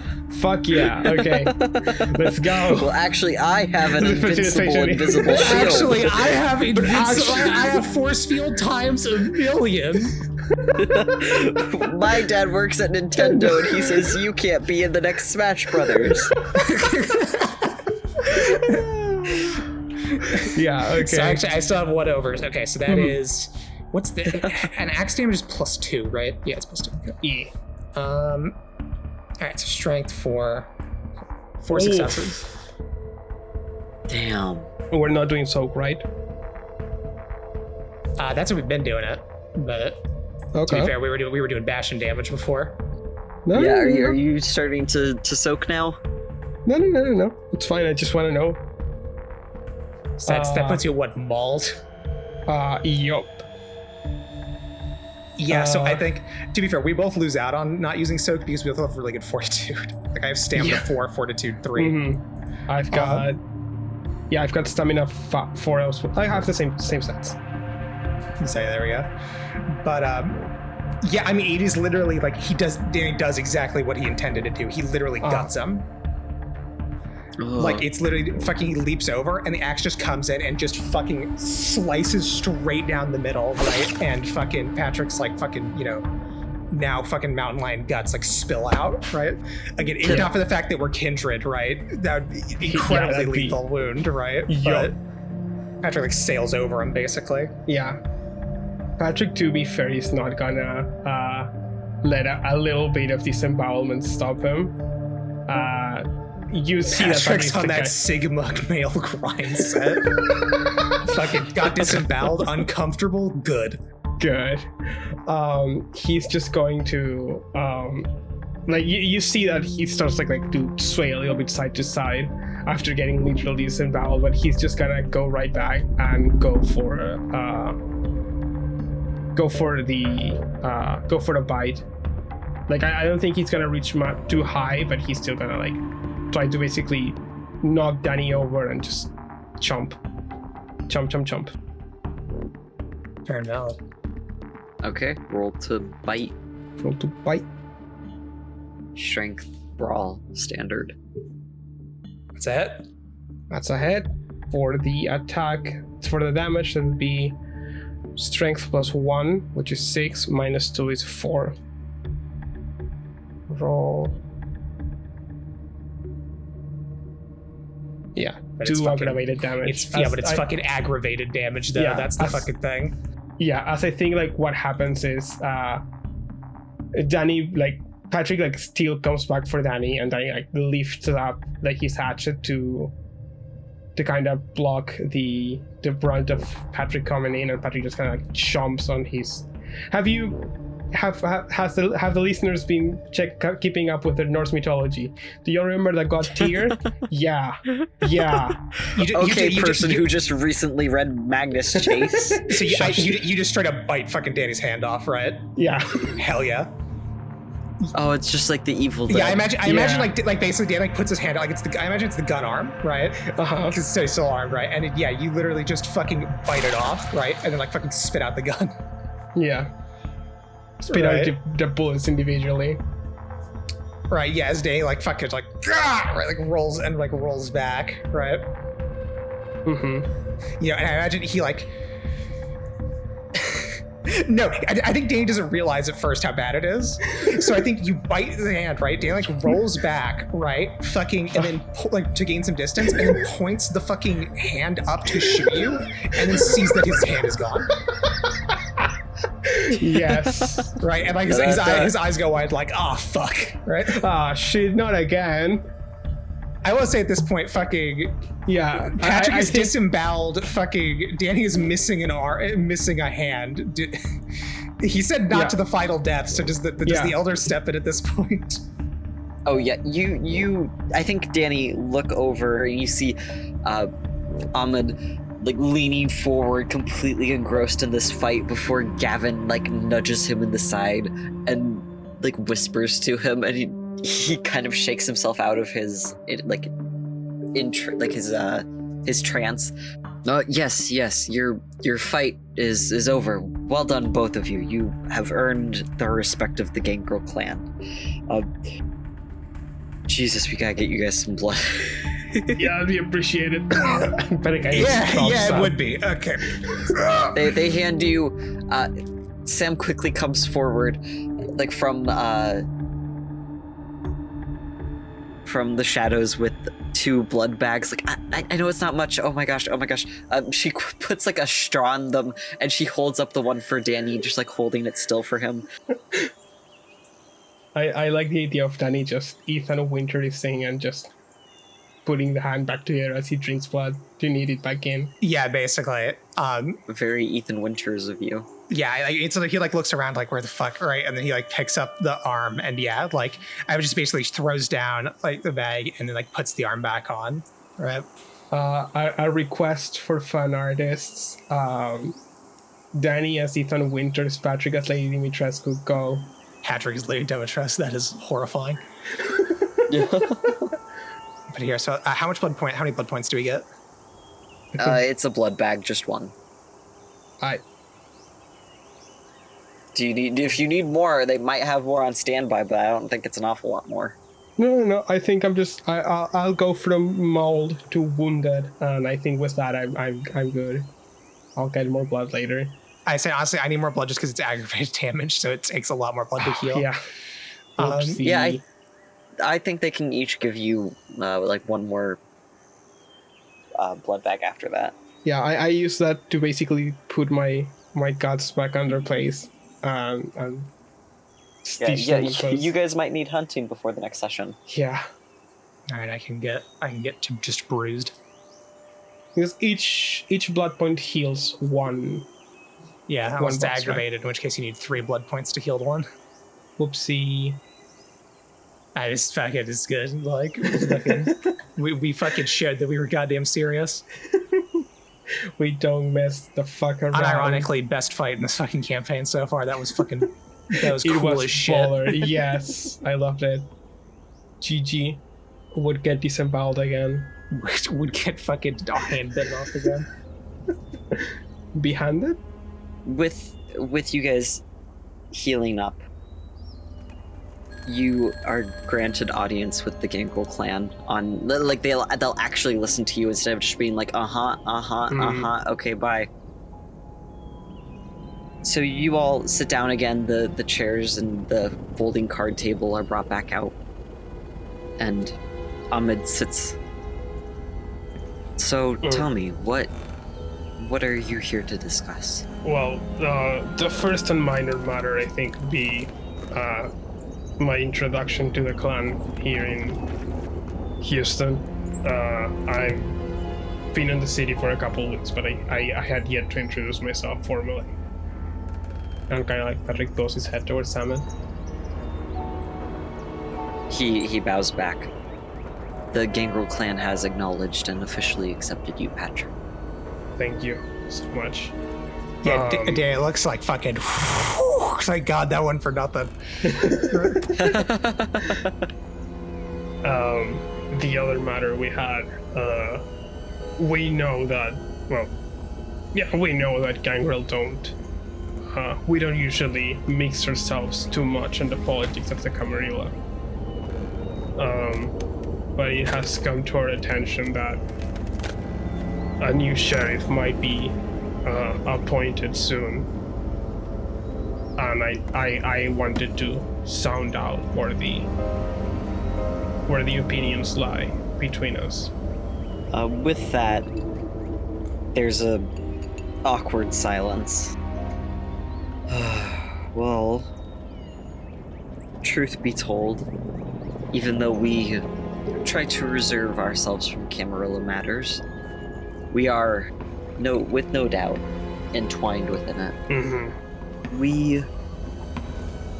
I believe I speak for the majority of us when we say we dislike Tabitha, but nonetheless, she is our prince, so we must support her. Mm-hmm. Of course.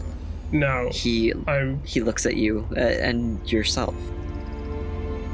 I don't have anything against supporting the prince right now. As you've mentioned, she is her prince.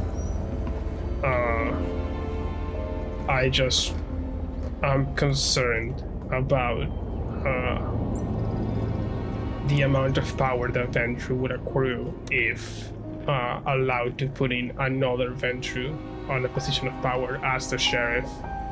They already have the princedom, and we all know they're not exactly the best people to have fully in charge. Patrick kind of like snorts, being like, Ventru, am I right, fellas? You get a pretty much unanimous, except for Ahmed, who chooses to try to remain neutral, but like literally everyone else there is in full agreement. Like, you said it, brother. Yeah. So again, I'm not saying anything against our prince. That would be suicidal. I'm just saying it's never smart to let one faction coalesce all the power. We all know that the Ventru work best when kept in check. I think Dana looks around, right? And I think Dana makes a decision, right? That, you know, fucking these guys are gonna appreciate some directness, right? Right, and so he like kind of looks around, he fucking drains the rest of the like blood bag, right? And like throws it on the ground next to him, right? And he looks all around, kind of takes it in.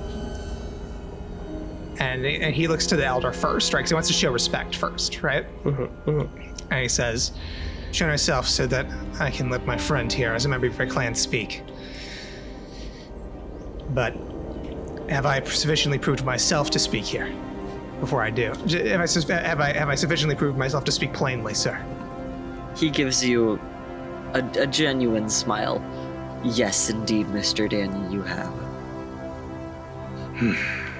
All right. They see he nods. Thank you. And he looks around. I can say without a hint of ass-kissing, then, that I appreciate the right to speak plainly as a thing at all amongst the Gangrel. So I'm going to do it. My friend here has tried to remain very polite about the situation and keep his head on straight. But I'm not going to do that. I'm going to say what we're all thinking. Which is what he's talking about with the Ventru control, is that we all know the prince wants to put Amelia on the sheriff position because she's a clan lapdog and will do anything she says. I know it to be true. All of yous know it to be true. That's what it is. And we all know that that ain't gonna go well for the rest of us. All right, I ain't representing my clan here, right? I'm not here on Nosferatu business. He does like air quotes, right? Nosferatu business. But I care about my clan, right? And let me tell you something, right?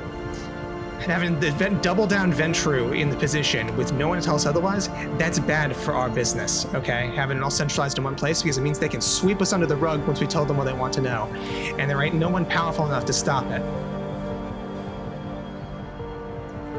I'm a kindred, right? Also an American. And I believe firmly in the classic concept of checks and balances, sir. Hold on. Amazing. Need a moment? Just coming out here with some fucking 6th grade government lessons. But, yeah. Sorry, continue. But yeah, see, I'm a big kindred, but I'm also an American.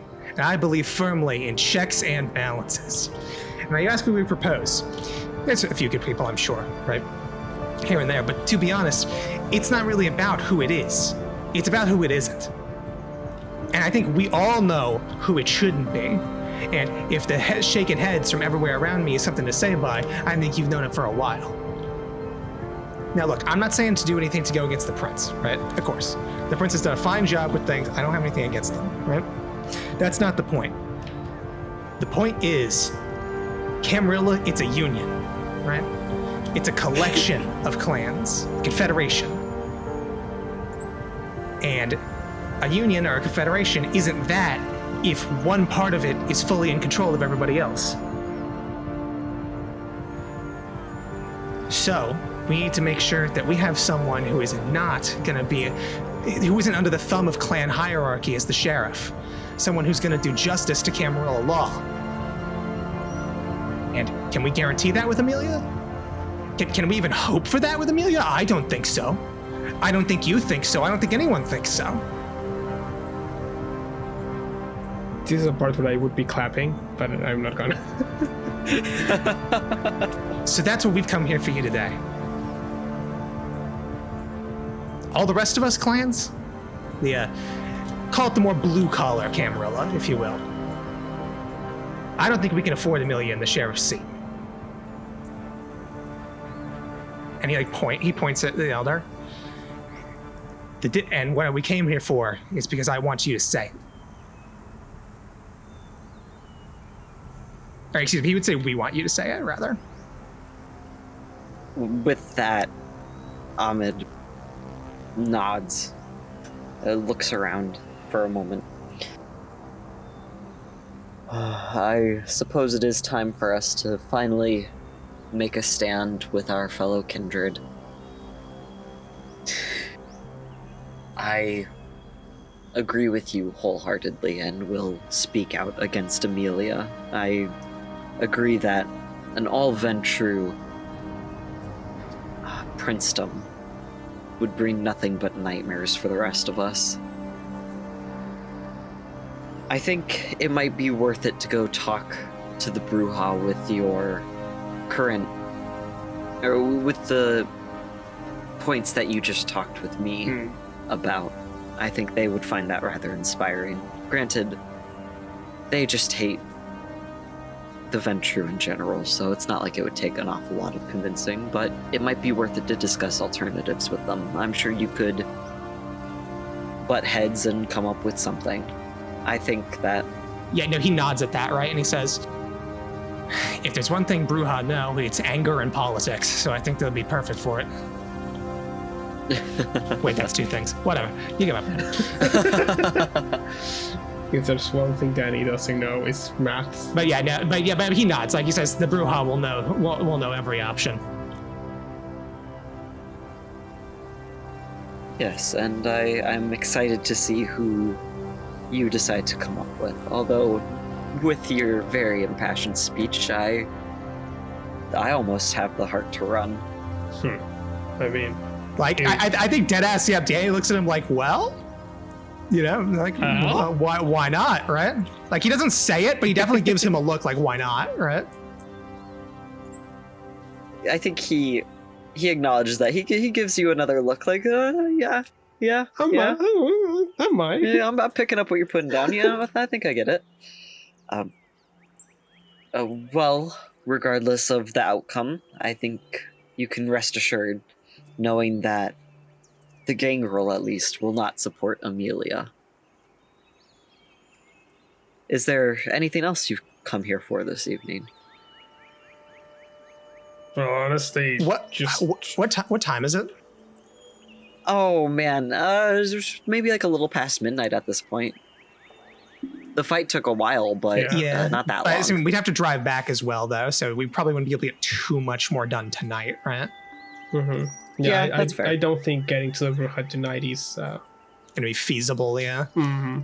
Yeah, especially if you plan on like talking about replacements. Yeah. So yeah, I think in that case, Danny, like I think Patrick's about to say like, oh no, like you know, we're saying right. I think Patrick just says, well, I was thinking of just shooting this shit and hanging out.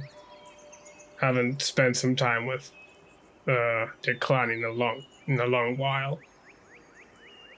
Yeah, Danny like elbow like nudges him, right? Like, which I think fucking causes like pain as his fucking organs shift, right? And he kind of looks like, oh fuck, sorry, but then like turns to the thing. And he says, I think me and my furry friend here are in agreement. What? It's past midnight. It's past midnight already. Not like we're gonna get much else done before sunrise. I think it is. I think it's a hard-earned party time. A murmur of agreement sparks up throughout the crowd, and you hear one of the other gangrels in the area. Dude, yeah, I saw like a group of drunk kids coming by. Not kids. I saw a group of drunk dudes coming by earlier. We could totally go feed on them. Oh, dude, I'm starving. Let's go. Let's do a fucking Kyle stand. It's like a keg stand, but you do it on Kyle. Love that. Thank you. No problem. I think with that, we'll leave you guys like going chasing, hunting into the night with the Gangrel clan as you party it the fuck up. Hell yeah. This is the best possible ending.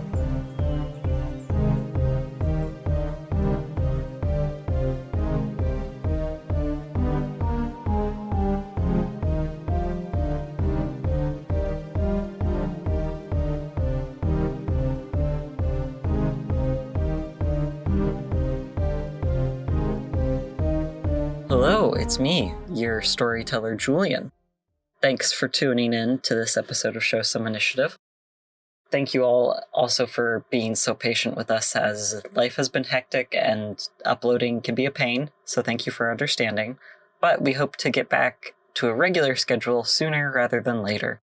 I'm also here to mention that you should follow us on social media if you like our stuff. We're on Instagram with the username show.someinitiative, Twitter with the handle @someinitiative, Tumblr with the URL show-some-initiative, and TikTok @someinitiative. So we are nothing if not consistent. You have no excuse not to find us. Thank you all for listening, and I wanted to thank my lovely friends / co-workers / cohorts for just being amazing players and for helping me tell this fun little story. Thank you all so much for everything. We love you lots, and hope that you enjoy the rest of the episode. Yeah. Bye. Later.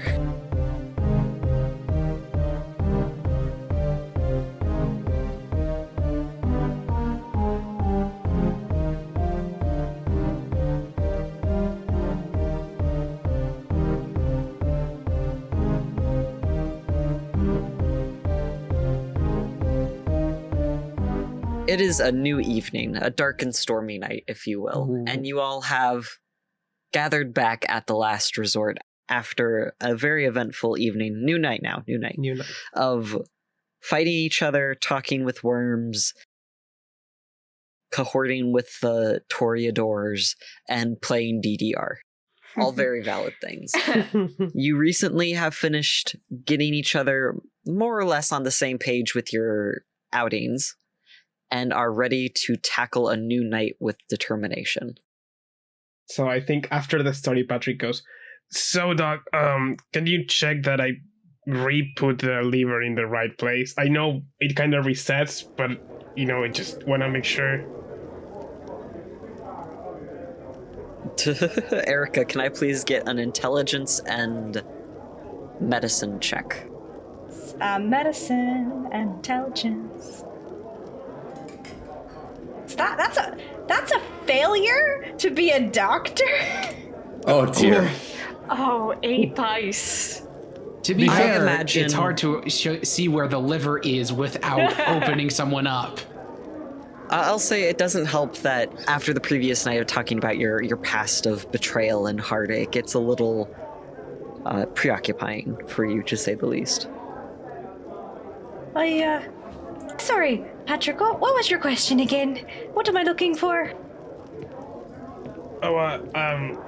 It's fine. I just, had to re-put my guts in, and, kind of worried about the whole situation. All right. Erica gives a little poke. Did you just stuff it back in? Yeah, what I was supposed to do, just leave them there? I kind of need them. I don't need them, but, Your body naturally resets to the state it was when you were turned at the start of your night, at the start of a new night. So as long as your liver was where it was supposed to be, you should be fine. Listen, that's what we were told, but, I had never had to put my liver back in its place. It's kind of a new experience. Do you even need a liver anymore? That's... no, you don't need it, but you do still you need want a it. hand anymore? I kind of want my liver with this. Yeah, thank you. Well, a hand serves something, but like a... Yeah, you're not using liver? a liver anymore, are you? What? It's just for, eating stuff, right? Well, but it fills the space though. Imagine if it wasn't there, you could just Imagine all squish the in other your things abdomen. you could fill in that space though. Yeah? You're lighter, you can run a little faster. What the fuck was that accent? All right, lads. I am the doctor here. Patrick, get over here. She gives a little poke to Patrick's abdomen. Oh, Does that hurt? not really. I just, for audio purposes, the listeners need to know what we're doing. Very well. I think your liver's fine, but I think your head might be a little screwed loose there. So maybe talk to me tomorrow night after you get a good night's rest. Okay. He's already had a good night's rest, though. He doesn't need two. Well, I think he needs another good night's rest there, bar patron. Doctor's prescription. Doctor's orders. Well, guys, I guess Doug said I can't do anything tonight. It was a pleasure. It was fun. I'll go back to bed. Let me write you a doctor's note. I am excused from serving the prince tonight. Signed Dr. Erica. Had a tummy ache. But anyway, so to get back on track, you promised the Tremere Primogen you're gonna get her back with Valencia. Was that a good idea? Toreador. The Toreador Primogen. Listen, I'm still purging the alcohol from my system. Give me a break. Yeah, I'm gonna be honest with you, Chief. I'm still wrapping my head around that one. Why? God, why? Honestly, it just kind of slipped out at the moment. It's like, at that point, the cat's out of the bag, might as well roll with it. Hi, the heat of the moment might have got to me a little bit. All the girl talk, you know. You know how it is. No, I don't know how it is. That is the root of the problem.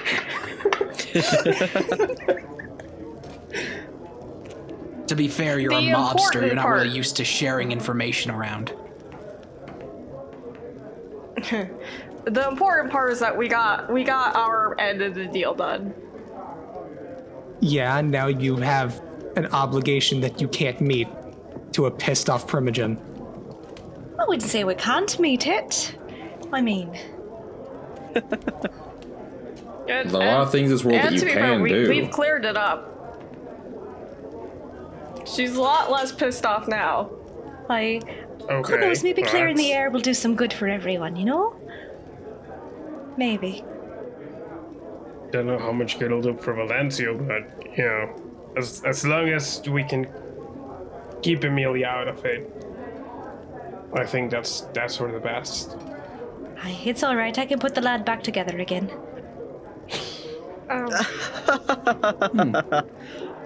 Based off of the failure you rolled recently from your medicine check. Listen, I haven't been doctoring very much these last couple days. All right, so that means that we've got Toreador, Malkavian, and Gangrel all against Amelia specifically. Is that enough to tip the scales, do we think? Right now, that means we have 3 guaranteed yeses versus. 3 guaranteed against. And assumedly 2 guaranteed for, with 2 flying chads. 2 whats? Flying chads, isn't that an expression? As opposed to No. flying virgins. I think it's hanging chads. Hanging chads, you. I am not familiar with that expression. No, sir. Just means 2 up in the air, so to speak. Yeah, speaking of the 2 up in the air, the Gangrel Primogen, he suggested it wouldn't be a bad idea to check in with the Bruja. You know, especially after Danny's rousing speech, we might make sure to get a vote on our side. Make it 4. And once we have 4, we can probably use that position of already having a clear majority to sweep the Nosferatu into the pocket. That's a good point. But yeah, the main reason to go to the Bruja, their position is probably expected to be against the Ventrue candidate by default, but Brujas tend to be very, very politically active. Yeah, it's kind of their whole aesthetic thing, right? So our problem with the gang rule was we didn't actually know who to vote for, we knew who they voted against. But the Bruja are going to know a lot more about who's actually in contention. And the Gangrel would probably be more agreeable to vote for a Bruja-backed candidate for sheriff. Almost sounds like we should have gone to the Bruja first. We did have connections with the Gangrel that we don't have with the Bruja, and now having the support of the Gangrel behind us. Yeah, given our limited time frame, it would have been better to secure the ones that we were more sure about first. And also, in my experience, it's better to approach the Bruja in numbers greater than 2. They don't like couples, or you accuse me of clan prejudice? SMH my head. No, I mean it literally. They are on site with most Assamites. It's not great. Okay. Yeah, no, that tracks. So maybe either keep you out of it or keep you, in the middle of the group. You can probably stand behind someone. That would if they found me sneaking around, they'd probably... Yeah, no, that'd probably it'd make it much worse. Mm-hmm. In clear view, but, behind someone, so... Yes, I think I'll be standing behind, at least near Patrick for a majority of the night when we go visit. Yeah, that's fair. So, what's our next move, then? To Bruja? Secure our fourth pit? Honestly, I'm more concerned with this business, and then I think Jose has been silently scribbling on paper this whole time and will slide forward recreations of everything he found in Gabe's original folder. Okay, what's all this then? One when we get to that. That is everything I found in Gabe's folder at the clan at the Camarilla headquarters. Most notably is this, and he'll slide forward the letter of recommendation. This says that they wanted to put Gabe onto this assignment, not because they trusted his ability to get the job done, because it would keep them somewhere where they could keep a close eye on them. And it also implies the person who hired Melanie to sneak around and pretend to be him hired Melanie specifically so it might draw us closer together after stopping her. We've been played pretty hard since the beginning, by the looks of it. Yeah, this dude got me pretty strung out. Played like a fiddle. Well, that's fucking great, but, doesn't really change. Yeah, they created a situation in which we would get closer to Gabe, but harm's done. We're kind of in the middle of it, and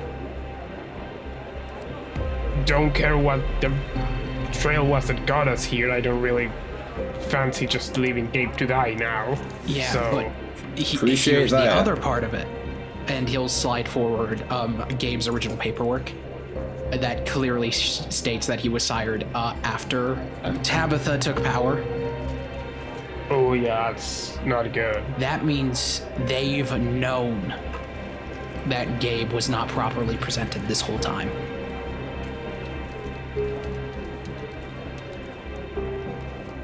Ah, wonderful. I feel like the best thing to do in this particular situation is to pretend like we do not know. Because I don't know what else. Try to get more information, sure, but what else can we do here besides try to catch him, whoever's trying to do this, when they try to spring something on us? Yeah, the problem is this folder was probably reviewed by the prince. I do remember her paging through a folder when we had my interview, so she probably knows. Question, Jose. That letter of recommendation, was it typed or handwritten? Typed. There goes that then. Well, was there a signature at the bottom? Yeah. What was the font they used? Comic Sans, no. Notably, What type of ink was in the printer? No. What kind of paper? This was Anyway, made by an this HP 6969, which is only produced in this 5-year span for these office buildings. Interestingly, it's typed in Comic Sans but printed on a dot matrix. No. Oh no. Oh, Cease. The original document, Jose, you recall, completely typed out, no signature, totally plain paper. There is no Nothing traceable. identifying. traceability. It It was definitely done on purpose. There's not even like a sign off at the end. The original documents are written as if drafted by a robot lawyer. Airtight, no clear tells in anything. Everything was otherwise standard with no identifying marks. Whoever put this in, whoever submitted this request, did a damn good job of hiding their path or their trail, which also worries me. Then there's Augie's vision. Okay. Well, on the upside here, and forgive me if I'm missing something, but if anything, isn't the fact that the prince already knows about Gabe a good thing? Because it means they knew and haven't done anything towards Gabe this entire time. In fact, they brought them on intentionally. Well, unless It's she's waiting for an It's a card that opportunity. we can use against us, though. Yeah. Also, Maybe, but at least we don't have to worry about the secret getting out. that's true. If I remember correctly, the letter also mentioned Melanie by name, or was it just like hiring someone to impersonate Gabe? They implied that they would be hiring someone to impersonate Gabe, but they did not mention anything else by name.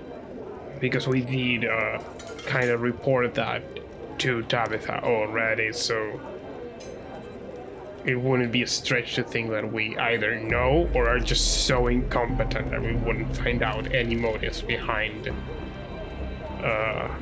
what Melanie did.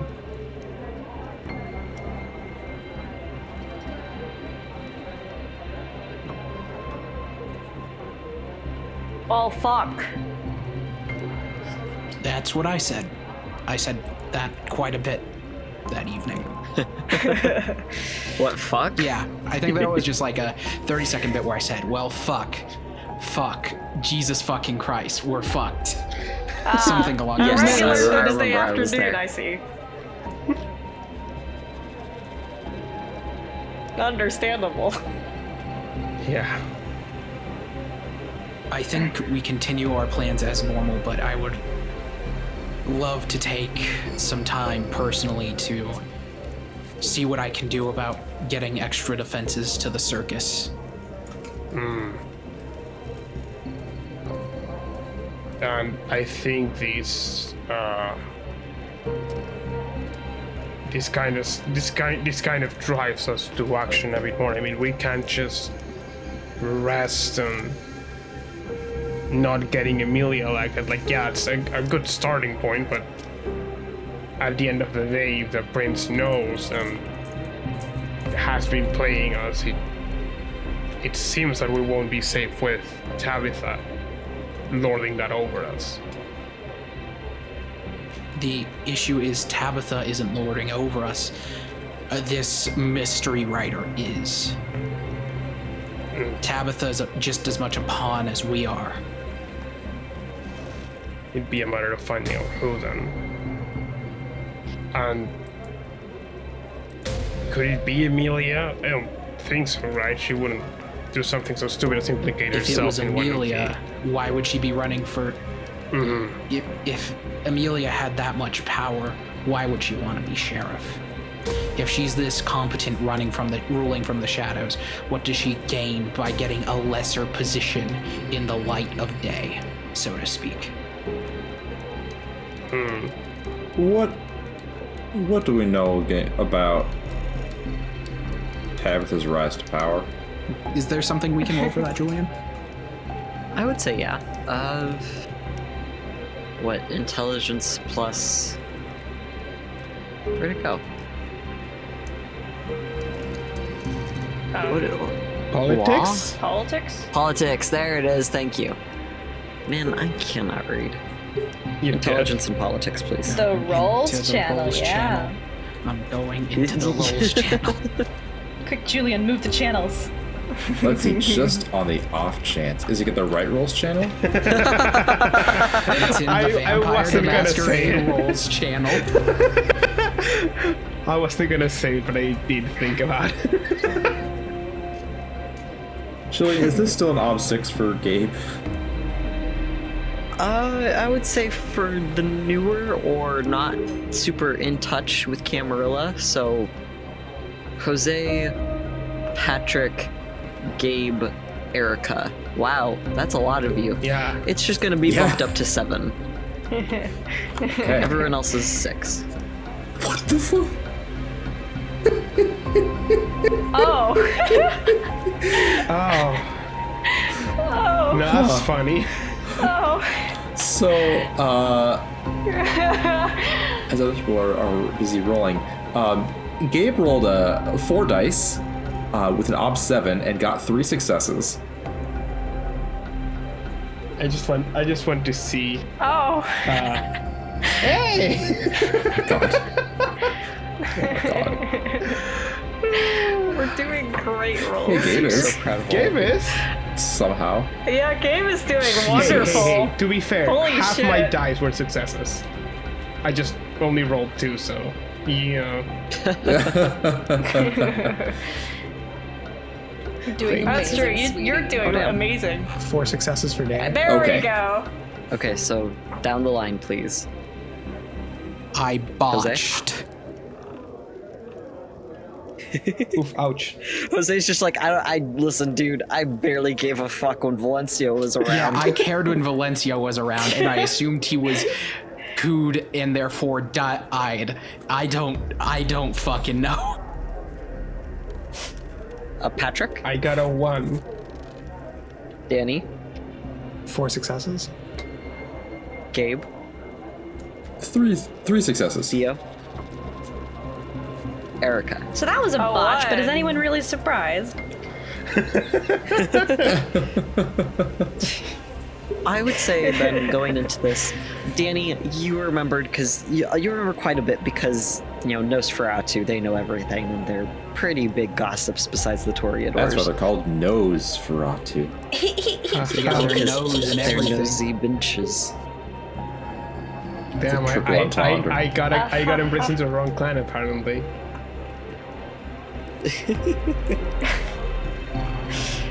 Sorry, okay. So, Danny, you know that basically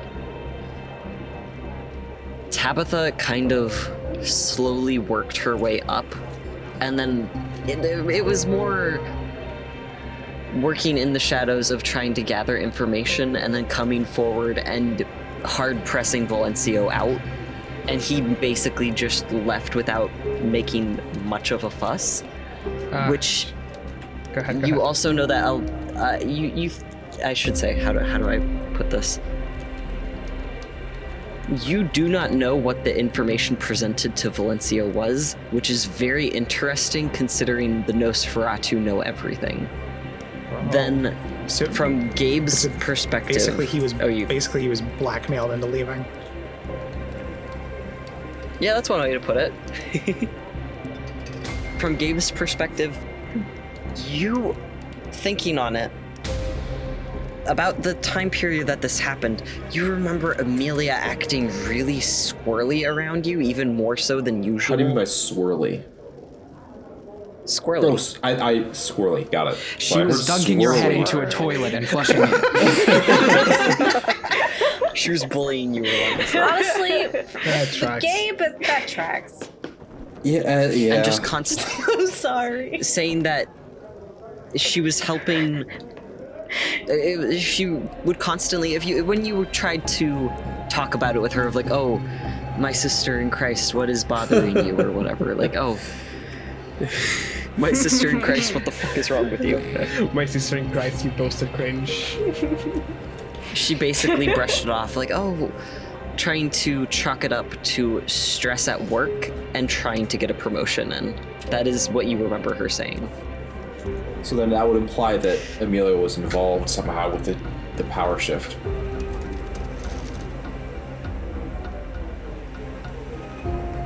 Maybe she did something and was promised a sheriff position. Possible.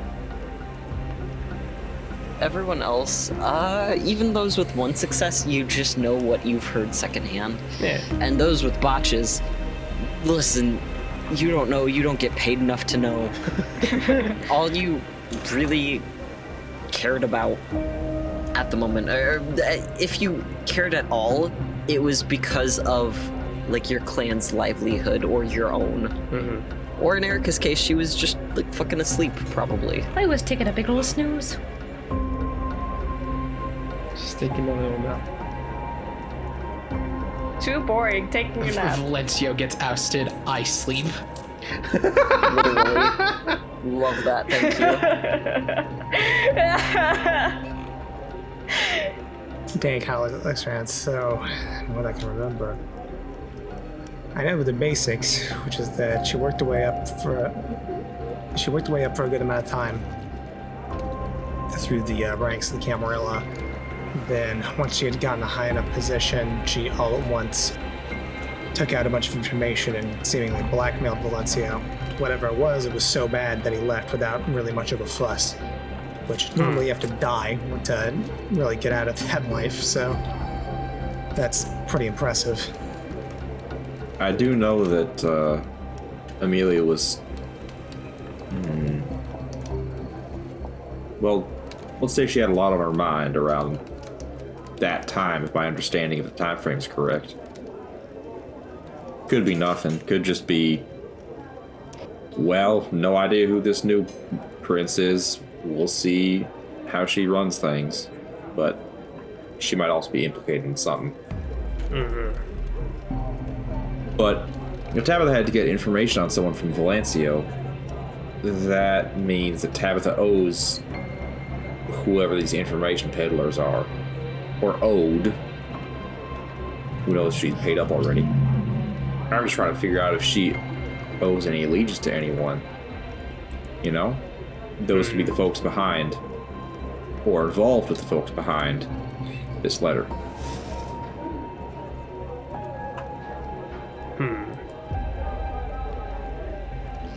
I'll admit, I didn't know much about why or how he got ousted. I assumed that she did what any good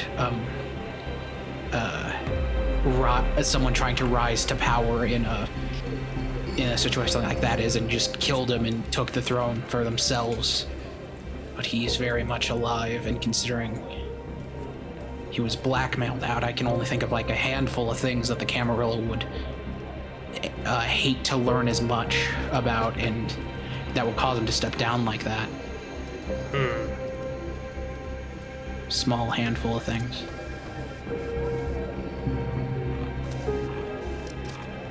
Well, what sort of things would that be?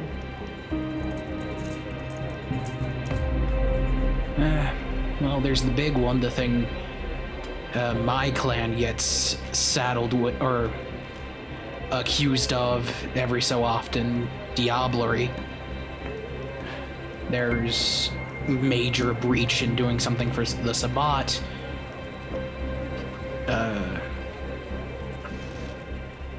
Murder of like a very, very important elder. Things like that. Just little things. Just a little bit of the worst crimes you could commit to this form of government. Oh, you know. Yeah.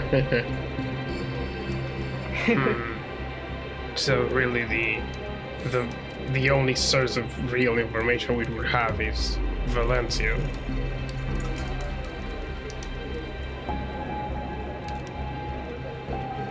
Who we also have dropped the news that The circus might burn. that he's got to talk to Well, that one as Oh, well. yeah. But I was thinking the X. Quite a right list of information to deliver to deal with Valencio. But now that you've brought that one up, I feel a lot better about telling the X thing. Do we want to approach the Starlings with this information on the circus? Can we even approach Starlings? I'm gonna guess the answer to that one is a firm no and no. Why do we want? Well, we have the card that she said we could contact them with. Yeah, let's not use it. I feel like I don't want to No. make deals with wizards. That's never ever gonna end well. all my perspective is that they seem mostly interested in status quo, right? Now, obviously, status quo for us is not probably ideal in the long run. That's not what we're going for here. But the status quo also somewhat keeps us alive, at least in the short term. A burning circus does not. I'm not following. Now, the other thing we know is... Or we don't know, but I seem to recall something about Valencio having like some people that he trusted, and that they haven't been seen for a while. Like apparently most people in the city assume Valencio was dead, but he isn't. Maybe we can get in contact with those other people as well. Get information out of them. Yeah, there were a couple people he used to run with who, I think around the same time he ascended to power, also took some pretty high positions. Do we have any idea who those people might be? I mean, Jose, you knew him, right? I feel Like before the whole deal. We've brought it up before. I believe they became princes of other cities in Texas. Or like equivalents.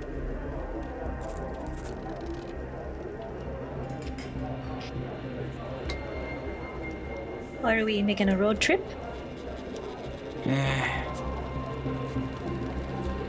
Not. That shouldn't be a priority right now if we think a bunch of things are about to blow up here. Yeah, no.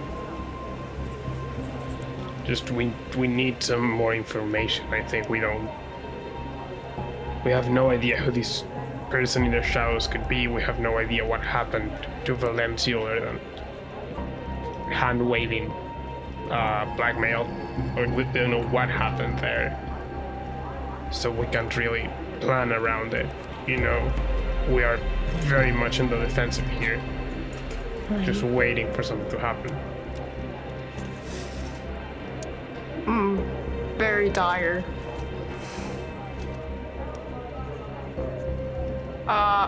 Would it help if I bring something up that we could control? No, yes, I think so.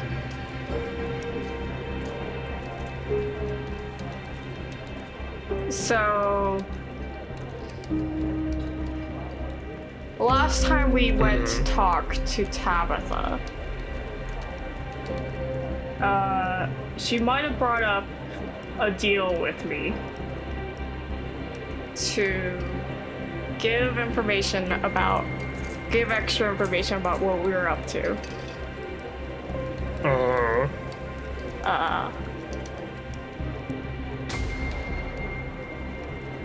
And I might have taken that in exchange for A glorified library card. Things, stuff. just stuff and things. Okay, higher ranking access to the Tremere. We don't need to go into detail about But that. I assume by the fact that you're telling us that you haven't, Listen. sold us out yet. I've taken the deal. But now you're in it too. How This is is that? a good Saying thing. you're gonna pretend to snitch, but actually not be giving her anything useful. I can't exactly snitch anyways. It'd be a big betrayal, which is something I cannot do. Legally and supernaturally. Yeah. And emotionally, but we don't need to Aw, say he that. has emotions. Well, at least we got something good out of that blood bond.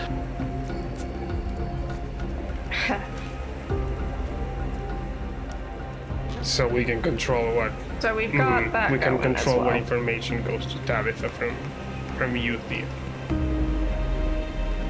Yep. Okay, so to recap what we have right now, we need to the original plan was to keep on trying to convince the different clans to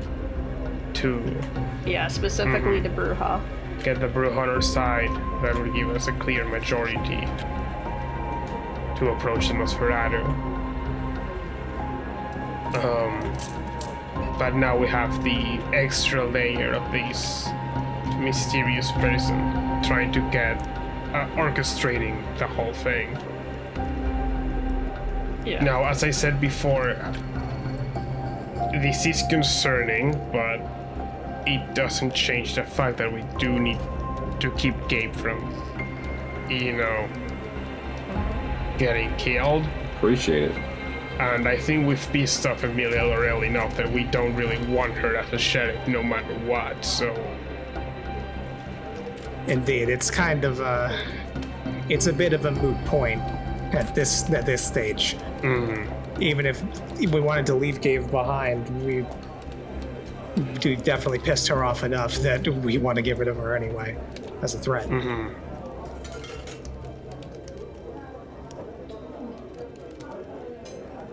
So...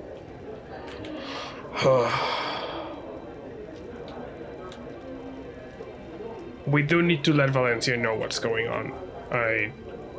Especially with the visions from Augie. It's concerning to say the least. And we do need to keep on going with the Emilia thing. And unless we figure out a way to get more information, I don't know what else we can do about this shadowy figure for now. Then again, I'll admit I'm not much for politics, so if anyone has a different take, I'd be happy to hear it. No, you summed it up just about right. Hell yeah, I'm gonna get a good grade in politics. I'm gonna get a good grade from the assassin. That is a good Proud thing of to you. want. And it's possible to achieve. That's friendship Friendship points. points. You got a little Sims plus Hell sign yeah. next to you. All right. We go to the circus today. Let some people know what's going to go down. I think we could also talk to the people we know who are pro-revolution there and tell them to keep everyone else at the circus on edge, or at least people they trust on edge as well. At least prepared to, repel borders, so to speak. Then we go down to, tomorrow night we go down to Bruja Stronghold and see what the fuck happens there. That sounds like a doable thing. It's a plan, all right. Sure is. I think Jose, after everyone kind of agrees to the plan, Jose is going to grab his keys from the bar table and say, well, you guys go ahead to the circus. I gotta go do something. I've got some business to attend to down at the Assamite stronghold.